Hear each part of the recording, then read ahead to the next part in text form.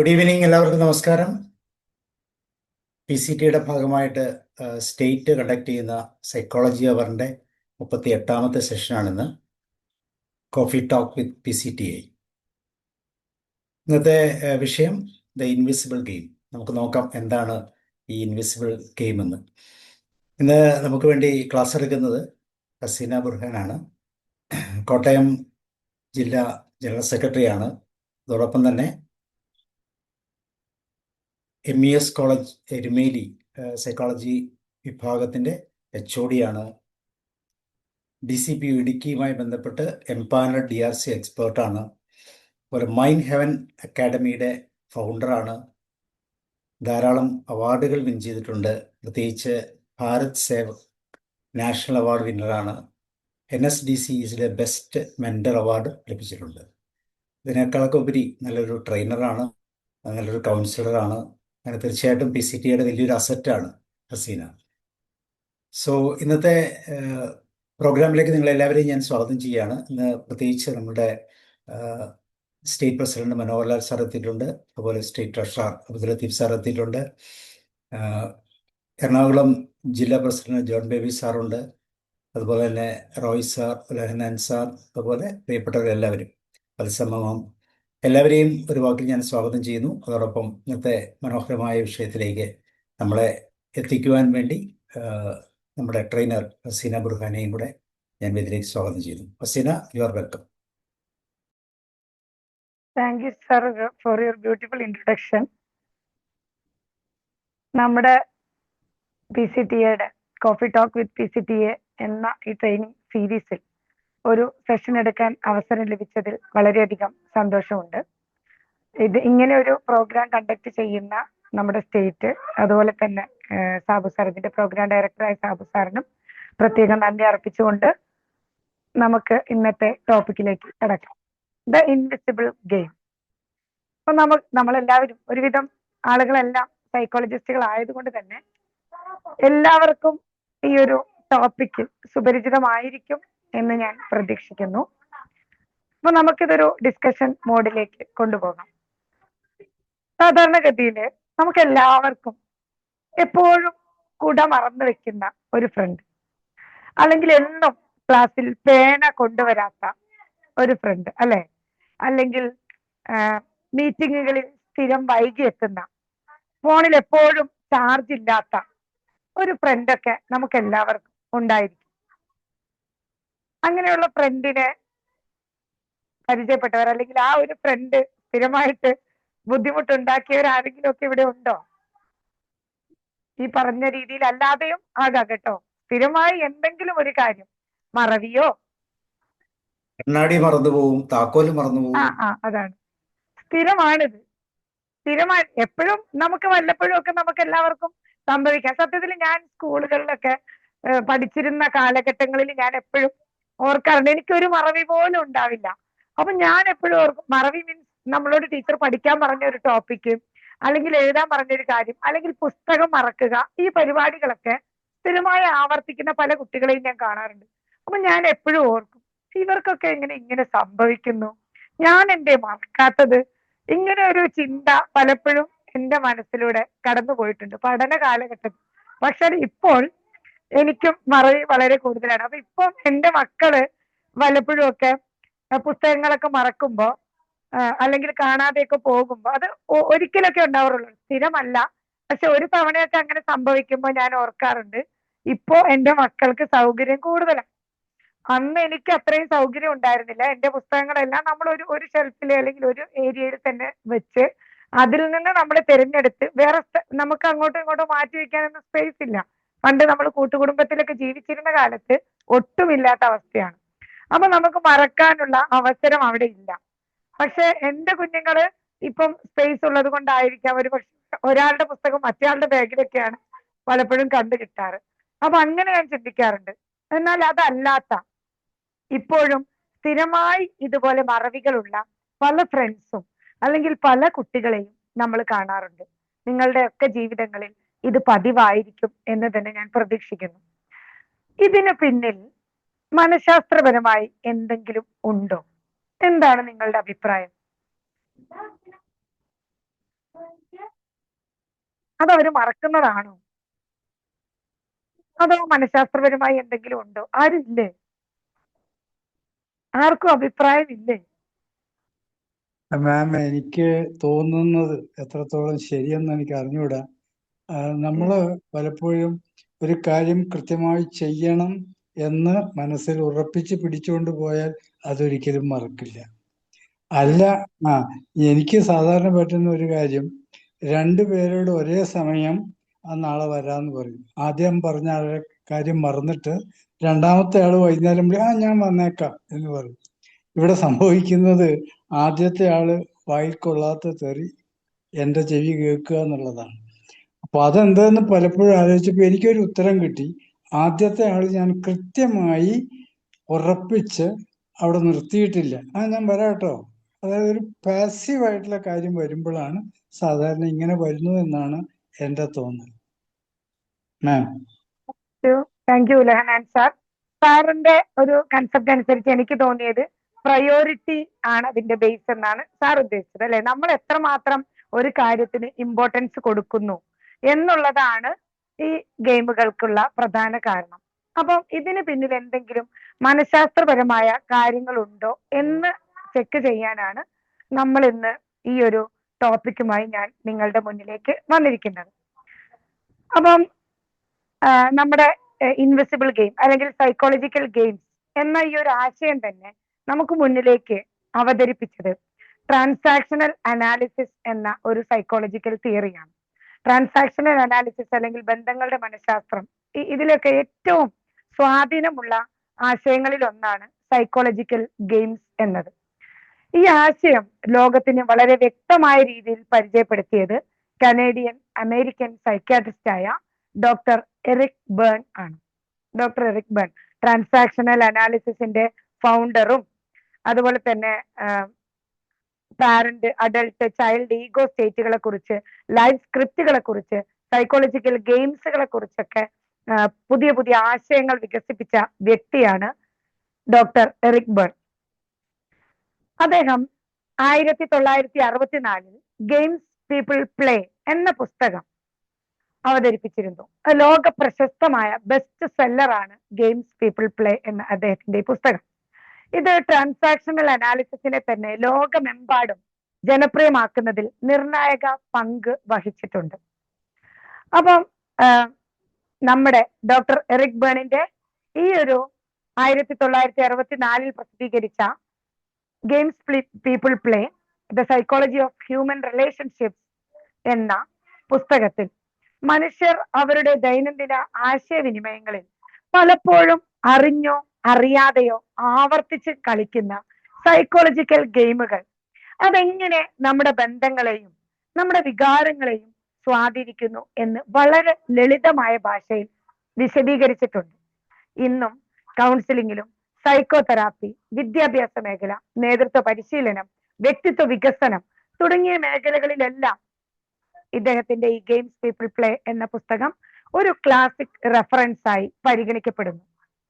ഇന്നത്തെ ഈ സെഷനിൽ ഈ ഗെയിം എന്നത് ഒരു വിനോദമല്ല, മറിച്ച് ആളുകൾ അറിയാതെ തന്നെ ആവർത്തിച്ച് കളിക്കുന്ന, മുൻകൂട്ടി നിശ്ചയിക്കപ്പെട്ട ആശയവിനിമയ പാറ്റേണുകളെ തിരിച്ചറിയുകയും അവയുടെ പിന്നിലെ മനഃശാസ്ത്രം മനസ്സിലാക്കുകയും ചെയ്യുന്നതാണ് എന്ന് തെളിയിക്കുകയാണ് നമ്മുടെ ലക്ഷ്യം. അപ്പോൾ ആ ഒരു ലക്ഷ്യത്തിലേക്ക് നമുക്ക് ഒന്നിച്ച് ചുവടുവെക്കാം. അതിനായി ഞാൻ ആ PPT ഒന്ന് നിങ്ങൾക്ക് ഷെയർ ചെയ്യാം.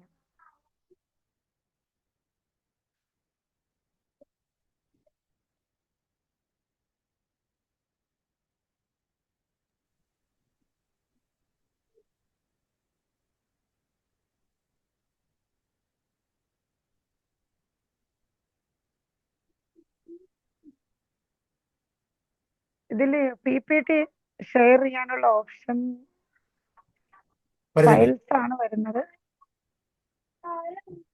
PPT എടുത്ത് ഫയൽസ് ആണ് മെയിനായിട്ട്. സാറേ, PPT ആദ്യം ഒന്ന് ഓപ്പൺ ചെയ്തിട്ടേ ഒന്ന് മിനിമൈസ് ചെയ്തിട്ടാണ്. അത് മിനിമൈസ് ചെയ്തിട്ടു. അപ്പൊ നമ്മൾ ഏത് ഓപ്ഷൻ ഇതിൽ നിന്ന് ഇപ്പം എന്റെ ഇത് കാണുന്നുണ്ടോ? ഇല്ല, സ്ക്രീൻ വന്നിട്ടില്ല, ഷെയർ ചെയ്തിട്ടില്ലല്ലോ. അതാണ് അതിൽ PPT ആണ്. അല്ല, ഞാൻ ഒരു മിനിറ്റ് ഒന്നുകൂടെ ബാക്ക്. ഞാൻ ഷെയർ സ്ക്രീൻ എടുത്തു, പക്ഷെ അതില് ഞാൻ പറയാം. സ്റ്റാർട്ട് ഷെയർ എടുത്താലേ ഷെയർ എടുക്കുമ്പോൾ ആപ്ലിക്കേഷൻ വിൻഡോസ് എന്ന് പറഞ്ഞതിന്റെ അകത്ത് PPT ഇല്ലേ? സൂം വൈറ്റ് ബോർഡ് എനിക്ക് സ്ക്രീൻ ഉണ്ട് സാറേ. സ്ക്രീൻ ഷെയർ ചെയ്താൽ മതിയല്ലോ അല്ലെ? മതി, സ്ക്രീൻ ചെയ്തോ.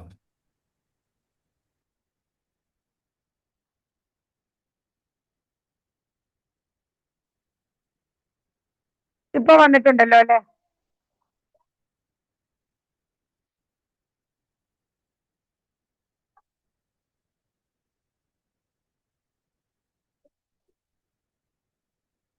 കാണാമോ? എനിക്ക് ബ്ലർ ആയിട്ടാണ് കാണുന്നത്. എന്റെ സ്ക്രീൻ കാണാമോ സാറേ? കാണാം, സ്ക്രീൻ വന്നിട്ടുണ്ട്. ക്ലിയർ ആണോ? ക്ലിയർ ആയില്ല, കണ്ടന്റ് എനിക്ക് ബ്ലാങ്ക് ആയിട്ടാണ് കാണുന്നത്. എനിക്കും അതുപോലെയാണ് ഇപ്പൊ ഫീൽ ചെയ്യുന്നത്. ഇപ്പൊ വന്നു. ഇപ്പൊ കാണാവോ? കാണാം. Okay, thank U. ചരിച്ചു വെച്ചാൽ ചിലപ്പോ ക്ലിയർ ആവുമായിരിക്കും. ഇപ്പൊ ക്ലിയർ ആണോ? ക്ലിയർ ആണ്. Okay, landscape ആക്കണോ? ചുട നന്നായിരിക്കും. ഒരു മിനിറ്റ്. ഓക്കെ, ഇപ്പൊ ക്ലിയർ ആണോ? ക്ലിയർ ആണ്. Okay, okay, thank you all. അപ്പൊ നമ്മള് ഗെയിംസ് പീപ്പിൾ പ്ലേ എന്ന പുസ്തകത്തിലെ ഗെയിമുകളെ കുറിച്ചാണ്. ഇതിൽ നമുക്ക് കാണാല്ലേ ഒരു ചെസ് ബോർഡ്. ചെസ്സിൽ നമ്മൾ എപ്പോഴും എന്താണ് കാണാറുള്ളത്? കളികൾ. ഈ കളിയില് ഒരു കരു നീക്കുന്നതിന് പിന്നിൽ ഒരുപാട് കാര്യങ്ങൾ മറഞ്ഞിരിക്കുന്നുണ്ട്. ഓരോ കരുക്കൾ നീക്കുന്നവരുടെ മനസ്സില് ഒരുപാട് അൾട്ടീരിയർ ആയിട്ടുള്ള മോട്ടീവ് ഉണ്ടായിരിക്കും, നമ്മൾ അറിയാത്ത, അല്ലെ? ഇതുപോലെ തന്നെയാണ് നമ്മുടെ ജീവിതത്തിലെ പല സൈക്കോളജിക്കൽ ഗെയിംസും നാം അറിയാതെ നാം കളിക്കും. അപ്പൊ അതിന് പിന്നിലെ മനഃശാസ്ത്രം നമ്മളൊന്ന് ചിന്തിക്കുമ്പോൾ, ഇപ്പൊ സാധാരണഗതിയിൽ ഞാനൊരു സന്തോഷകരമായ ഒരു ഗെയിം ഇവിടെ ആരംഭിച്ചിരിക്കുന്നു. അല്ലെ, നമ്മളെപ്പോഴും ഒരു പ്രധാനപ്പെട്ട കാര്യം എന്ന് പറയുമ്പോൾ നമ്മളിവിടെ എടുക്കുന്നത് ഒരു വിവാഹ ജീവിതം വളരെ സന്തോഷകരമായി അത് ആരംഭിക്കുന്നു, അല്ലെ? എന്തെങ്കിലും ആവശ്യങ്ങൾക്ക് ഭാര്യയോടോ ഭർത്താവിനോടോ ഒക്കെ നമ്മൾ പലപ്പോഴും ഭാര്യയോ ഭർത്താവോ പരസ്പരം എന്തെങ്കിലും ഒരു കാര്യങ്ങള് ഞാനത് ചെയ്തോട്ടെ എന്നൊക്കെ ചോദിക്കുമ്പോ സ്വാഭാവികമായും ഒരു മറുപടി വരാറുണ്ട്, നിനക്ക് ഇഷ്ടമുള്ളത് ചെയ്തോളൂ. ആ ഇഷ്ടമുള്ളത് ചെയ്തോളൂ എന്ന മറുപടി ഇഷ്ടമുള്ളത് ചെയ്യാനായി തന്ന ഒരു ഫ്രീഡം ആണോ? അങ്ങനെയാണോ നമ്മളെല്ലാവരും ഇഷ്ടമുള്ളത് ചെയ്തോളൂ എന്ന് പറയാറ്? അങ്ങനെ ആവണമെന്നില്ല അല്ലെ? അതിനകത്ത് മറഞ്ഞിരിക്കുന്ന ഒരു സന്ദേശം പലപ്പോഴും ഉണ്ടായിരിക്കാം.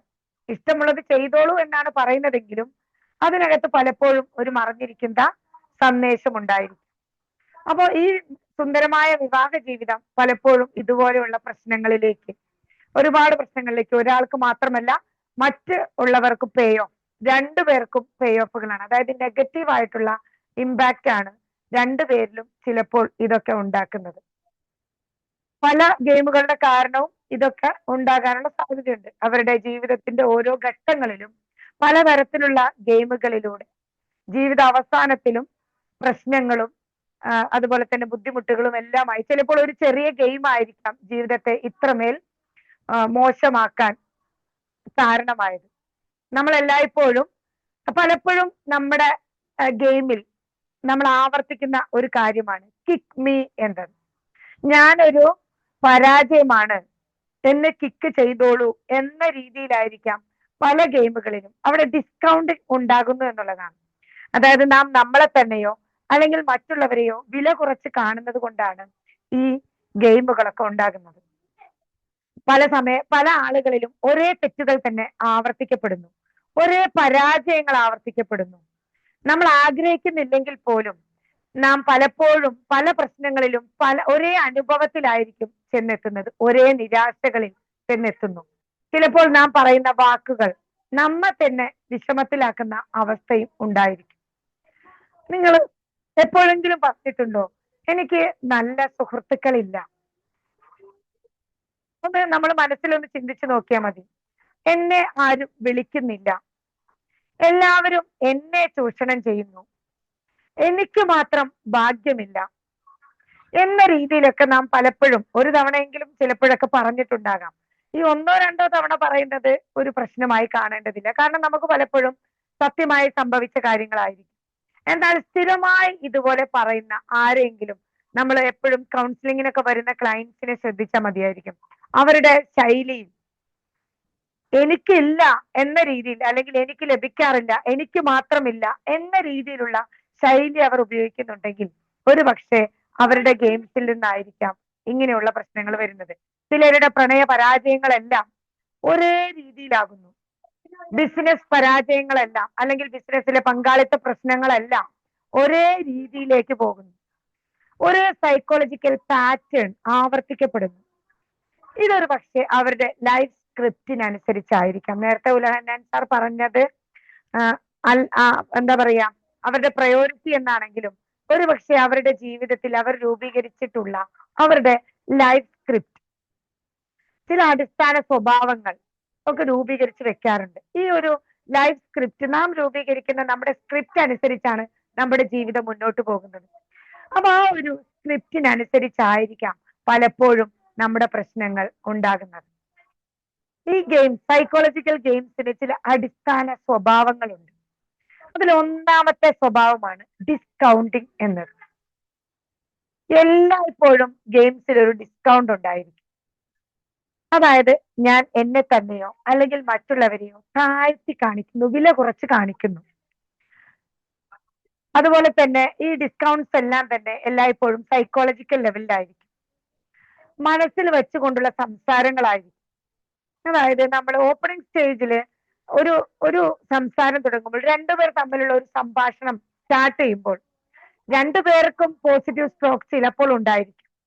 ചിലപ്പോൾ ഒരാൾക്ക് പോസിറ്റീവും ഒരാൾക്ക് നെഗറ്റീവും ആയിട്ടായിരിക്കാം ആ ഒരു സംഭാഷണം മുന്നോട്ട്, ആ ഒരു കമ്മ്യൂണിക്കേഷൻ പാറ്റേൺ മുന്നോട്ട് പോകുന്നത്. എന്നാൽ ഒരു ഗെയിം അവസാനിക്കുമ്പോൾ എല്ലായ്പ്പോഴും എല്ലാവർക്കും, രണ്ടുപേർ തമ്മിലുള്ള ഗെയിം ആണെങ്കിൽ രണ്ടുപേർക്കും നെഗറ്റീവ് ആയിട്ടുള്ള ഒരു പേ ഓഫ് ആയിരിക്കും. മാനസിക ലാഭം രണ്ടുപേർക്കും ലഭിക്കുന്നത് നെഗറ്റീവായി ആയിരിക്കും. ഇത് ഗെയിമിന്റെ ഒരു പൊതു സ്വഭാവമാണ്. ഈ ഗെയിമുകൾ സാധാരണ ഉണ്ടാകുന്നത് നമ്മുടെ നെഗറ്റീവ് ഈഗോ സ്റ്റേറ്റുകളിൽ നിന്നാണ്. അപ്പൊ ഞാൻ നേരത്തെ ട്രാൻസാക്ഷണൽ അനാലിസിസിനെ കുറിച്ച് പറഞ്ഞിരുന്നു. ട്രാൻസാക്ഷണൽ അനാലിസിസിൽ നമ്മുടെ 3 ഈഗോ സ്റ്റേറ്റുകളെ കുറിച്ച് പറയാറുണ്ട്. ഒരു മനുഷ്യൻ എപ്പോഴും പ്രവർത്തിക്കുന്നത് നമ്മുടെ 3 ഈഗോ സ്റ്റേറ്റുകളിൽ നിന്നാണ്. ഒന്നുകിൽ പാരന്റ്, അല്ലെങ്കിൽ അഡൾട്ട്, അതുമല്ലെങ്കിൽ ചൈൽഡ് ഈഗോ സ്റ്റേറ്റ്. പാരന്റ് എന്ന് പറഞ്ഞാൽ നമ്മുടെ മുതിർന്നവരിൽ നിന്ന്, നമ്മുടെ പാരന്റ്സ് അല്ലെങ്കിൽ നമ്മുടെ ടീച്ചേഴ്സ്, മറ്റു മുതിർന്ന വ്യക്തിത്വങ്ങൾ, അവരിൽ നിന്ന് നമ്മൾ പല കാര്യങ്ങളും കോപ്പി ചെയ്യുന്നു. അതിനെ നമ്മൾ എന്ത് ചെയ്യുന്നു, റീപ്രൊഡ്യൂസ് ചെയ്യുന്നതാണ് പാരന്റ് ഈഗോ സ്റ്റേറ്റ് ആയി വരുന്നത്. ഒരു പക്ഷേ അത് ക്രിട്ടിക്കൽ പാരന്റ് ആയിരിക്കും, മറ്റുള്ളവരെ ബ്ലെയിം ചെയ്യുന്ന, എപ്പോഴും കുറ്റം പറയുന്ന ഒരു പാരന്റ് ആയിരിക്കും. മറ്റൊരു തരത്തിൽ ഇത് നർച്ചറിങ് പാരന്റ് ആയിരിക്കും. അതായത് മറ്റുള്ളവരെ എപ്പോഴും ചേർത്ത് പിടിച്ചുകൊണ്ട് സഹാനുഭൂതിയോടുകൂടി പെരുമാറുന്ന ഒരു പാരന്റ് ആയിരിക്കും.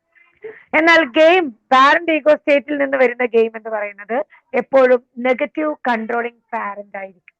നെഗറ്റീവ് കൺട്രോളിങ് പാരന്റിൽ നിന്നാണ് പാരന്റ് ഈഗോ സ്റ്റേറ്റിലെ ഗെയിം വരുന്നത്. ഇതുപോലെയാണ് ചൈൽഡ് ഈഗോ സ്റ്റേറ്റ്. ചൈൽഡ് എന്ന് പറയുമ്പോൾ ഒരു പക്ഷേ നമ്മൾ വളരെ സ്പോണ്ടേനിയസ് ആക്ടിവിറ്റീസ് ഒക്കെ ചെയ്യുന്ന ഒരു ഫ്രീ ചൈൽഡ് ആയിരിക്കും. എപ്പോഴും സന്തോഷത്തോടു കൂടി ഇരിക്കും. ഡാൻസ് ചെയ്യണമെങ്കിൽ ഡാൻസ്, പാട്ട് പാടണമെങ്കിൽ പാട്ട്, ഇങ്ങനെയൊക്കെ എല്ലാ കാര്യങ്ങളിലും വളരെ ആക്റ്റീവായി പ്രവർത്തിക്കുന്ന ഒരു ഫ്രീ ചൈൽഡ് ആയിരിക്കും. എന്നാൽ ചിലപ്പോൾ ഇതൊരു അഡാപ്റ്റഡ് ചൈൽഡുമായിരിക്കും. മറ്റുള്ളവരെ സന്തോഷിപ്പിക്കുന്നതിന് വേണ്ടി, മറ്റുള്ളവരിൽ നിന്ന് നല്ല വാക്കുകൾ ലഭിക്കുന്നതിന് വേണ്ടി നാം എപ്പോഴും അഡാപ്ഷൻസ് സ്വീകരിച്ചുകൊണ്ട് ഒരു അഡാപ്റ്റഡ് ചൈൽഡായിട്ട് മാറും. ഇതില് ചിലപ്പോൾ റിബല്യസ് ചൈൽഡും ഉണ്ടായിരിക്കും. വളരെ റിബല്യസ് ആയി എപ്പോഴും നെഗറ്റീവ്സ് പറയുന്ന ചൈൽഡും ഉണ്ടായിരിക്കും. ഈ നെഗറ്റീവ് അഡാപ്റ്റഡ് ചൈൽഡിന്റെ സൈഡിൽ നിന്നാണ് നാം ഈ ഗെയിമുകൾ കളിക്കുന്നത്. അപ്പൊ സാധാരണ 2 ഈഗോ സ്റ്റേറ്റുകളിൽ നിന്ന് മാത്രമേ ഗെയിംസ് വരാറുള്ളൂ. ഒന്നുകിൽ അത് പാരന്റ് ഈഗോ സ്റ്റേറ്റിൽ നിന്ന്, അല്ലെങ്കിൽ ചൈൽഡ് ഈഗോ സ്റ്റേറ്റിൽ നിന്ന്. ഒന്നുകിൽ നെഗറ്റീവ് അഡാപ്റ്റഡ് ചൈൽഡ്, അല്ലെങ്കിൽ നെഗറ്റീവ് കൺട്രോളിങ് പാരന്റ്, ഇതുമല്ലെങ്കിൽ നെഗറ്റീവ് നർച്ചറിങ് പാരന്റിൽ നിന്നും ഗെയിം വരാം. മൂന്നാമത്തെ ഈഗോ സ്റ്റേറ്റ് ആണ് adult ego state. Adult ego സ്റ്റേറ്റിൽ ഗെയിം ഉണ്ടാവില്ല. ബിക്കോസ് അഡൾട്ട് എന്ന് പറയുമ്പോൾ they are completely aware of themselves. നമുക്ക് നമ്മളെ കുറിച്ച് കൃത്യമായ ധാരണ അല്ലെങ്കിൽ മറ്റുള്ളവരെ കുറിച്ച് മനസ്സിലാക്കാനുള്ള കഴിവൊക്കെ ഉള്ള ഒരാളാണ് ഒരു അഡൾട്ട്. നമ്മുടെ അഡൾട്ട് ഈഗോ സ്റ്റേറ്റിൽ നാം എപ്പോഴും തീരുമാനങ്ങൾ എടുക്കുമ്പോൾ ചിന്തിച്ചുകൊണ്ടാണ് തീരുമാനങ്ങൾ എടുക്കുന്നത്. ആ അഡൾട്ട് അവയർനെസ് കുറവാകുമ്പോഴാണ് ഗെയിമിലേക്ക് നാം വലിച്ചിഴക്കപ്പെടുന്നത്. നാം അറിഞ്ഞോ അറിയാതെയോ ഗെയിമുകളിലേക്ക് വീണു പോകുന്നു. അപ്പൊ എല്ലാ ഗെയിമുകളുടെയും അവസാനം ഒരു പേ ഓഫ് ആയിരിക്കും. മാനസിക ലാഭം എന്ന് പറയുന്നത് നെഗറ്റീവ് ആയിരിക്കും. എല്ലാവർക്കും നെഗറ്റീവാണ് ഗെയിമിൽ നിന്ന് ലഭിക്കുന്ന പേ ഓഫ്.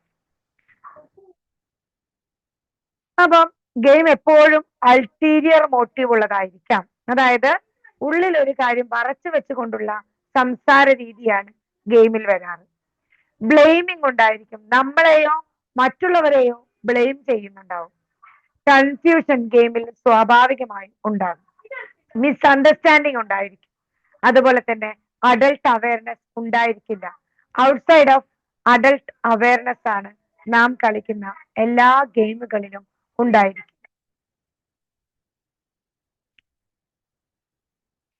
അപ്പൊ ഒരു ഗെയിം എന്ന് പറയുന്നത് a game is an ongoing series of complementary or ulterior transaction progressing to a well defined predictable outcome. ഒരു പ്രെഡിക്റ്റബിൾ ആയിട്ടുള്ള വെൽ ഡിഫൈൻഡ് ആയിട്ടുള്ള ഔട്ട്കം അതിനുണ്ടായിരിക്കും. Descriptively it is a recurring set of transactions with a concealed motivation or gimmick. ഈ ഗെയിമിൽ എപ്പോഴും ഒരു concealed ആയിട്ടുള്ള motivation, അതുപോലെ തന്നെ ഒരു ഗിമ്മിക്, ഒരു ബലഹീനത, ഇങ്ങനെയൊക്കെ ഗെയിമിൽ ഉണ്ടായിരിക്കും. അപ്പൊ ഒരു ongoing series of ulterior complementary ulterior transaction ആണ് ഗെയിം. അതിന്റെ അവസാനം എന്ന് പറയുന്നത് ഒരു പ്രഡിക്റ്റബിൾ വെൽ ഡിഫൈൻഡ് ആയിട്ടുള്ള ഒരു പ്രഡിക്റ്റബിൾ ഔട്ട്കം ഗെയിമിൽ എപ്പോഴും ഉണ്ടായിരിക്കും.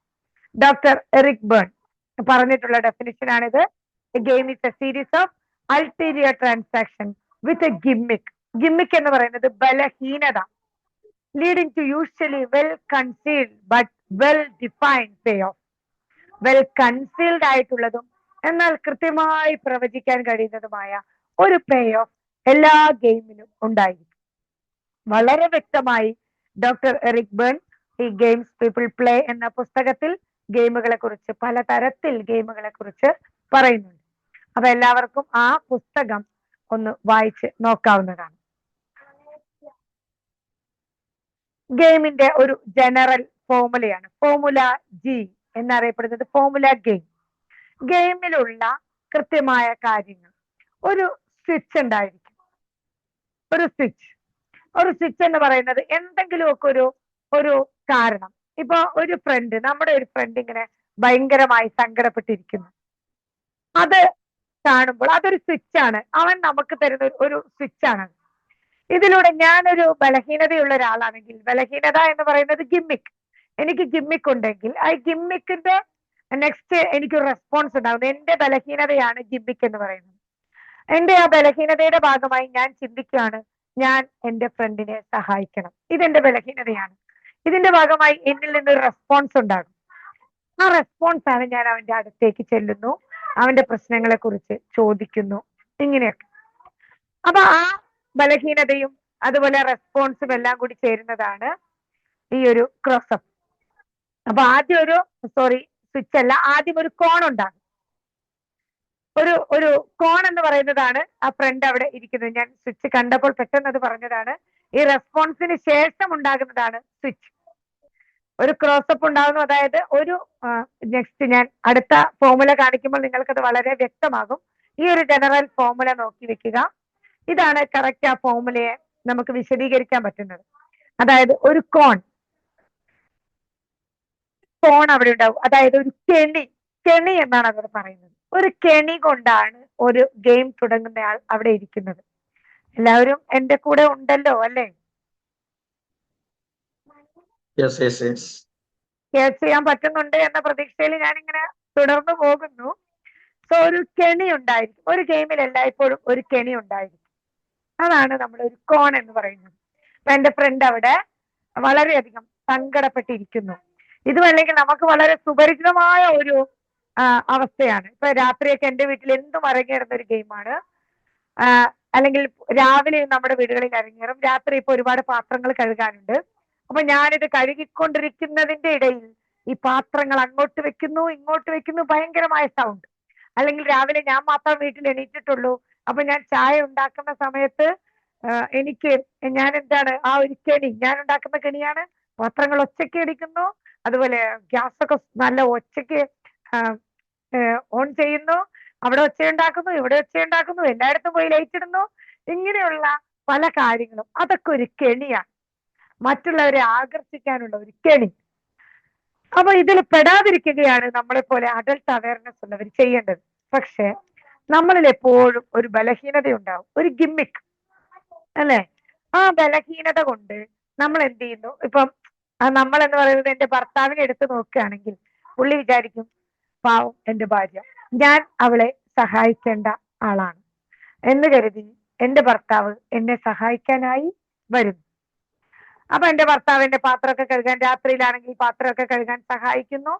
അപ്പോ എന്താ പറയാ, ഭർത്താവിന്റെ മനസ്സിൽ എന്താണ്? ഞാൻ അവളെ സഹായിക്കുന്നു, അങ്ങനെ ഭർത്താവിനെ സഹായിക്കും. അതുമല്ല, രാവിലത്തെ ഒരു അവസരത്തിലാണെങ്കിൽ എന്താണ് സംഭവിക്കുന്നത്? ചായ ഉണ്ടാക്കുന്ന സമയത്ത് പുള്ളി എന്റെ കൂടെ വരുന്നു, അല്ലെങ്കിൽ പുള്ളി എന്നെ ഹെൽപ്പ് ചെയ്യാനൊക്കെ ആയിട്ട് പാലൊക്കെ എടുത്ത് തരുന്നു, പാലൊക്കെ പാത്രത്തിലോട്ട് ഒഴിക്കുന്നു, അത് പാൽ ചായയൊക്കെ ഉണ്ടാക്കാനായി ശ്രമിക്കുന്നു. ഇവിടെ പുള്ളിയുടെ റെസ്പോൺസ് ആണ് ഈ പറഞ്ഞ കാര്യങ്ങൾ. അതായത് ആളിലുള്ള ബലഹീനത റെസ്പോൺസ് ആയി പുറത്തേക്ക് വരുന്നു. ആ റെസ്പോൺസ് ആണ് നമ്മൾ കണ്ട സഹായം. ഈ സഹായത്തിന് ശേഷം എന്തുണ്ടാവും? ആരിൽ നിന്നെങ്കിലും ഒരു സ്വിച്ച് ഉണ്ടാവുകയാണ്. ഈ സ്വിച്ച് എന്താ? രണ്ടുപേരിൽ നിന്നും ആകാം കേട്ടോ. അപ്പോ ഇവിടെ ഞാൻ, എന്റെ ഭർത്താവ് എന്നെ സഹായിച്ച് നിൽക്കുന്ന അവസരത്തിൽ ഞാൻ പറയാണ്, ഈ പാത്രമൊക്കെ കഴുകിയതൊന്നും വൃത്തിയായിട്ടില്ല, അതുപോലെ തന്നെ അതാ ആ ലിക്വിഡ് എല്ലാം അവിടെ ഇവിടെ തൂവിപ്പോയി, വെള്ളമെല്ലാം താഴെ ചിതറിപ്പോയി, നിങ്ങൾ ചെയ്തത് എനിക്ക് ഇരട്ടിപ്പണിയായി എന്ന രീതിയിൽ ഞാൻ ഒരു സ്വിച്ച് ഇടുന്നു. അതല്ല ഇപ്പൊ രാവിലത്തെ അവസ്ഥയാണെങ്കിലോ, പാലെല്ലാം അവിടെയെല്ലാം പോയി, ഗ്യാസ് അടുപ്പിന് മുകളിലെല്ലാം വൃത്തികേടായി, ഇനിയിപ്പൊ ഇതെല്ലാം ഞാൻ തുടയ്ക്കണം, അല്ലെങ്കിൽ ചായ വെച്ചപ്പോ ഒന്ന് ചിലപ്പോൾ തിളച്ച് ചാടിപ്പോയിട്ടുണ്ടാകാം, ഇതെല്ലാം പ്രശ്നമായി. ഇതിന്റെ ഭാഗമായിട്ട് ഞാൻ നല്ലൊരു സ്വിച്ച് അങ്ങോട്ട് കൊടുത്തു കഴിഞ്ഞാൽ അതിന്റെ റെസ്പോൺസ് എന്തായിരിക്കും? ക്ലോസപ്പ് എന്ന് പറയും. എന്തായിരിക്കും സ്വാഭാവികമായും എന്റെ ഭർത്താവിൽ നിന്നുള്ള റെസ്പോൺസ്? നിങ്ങൾക്ക് ഊഹിക്കാമോ?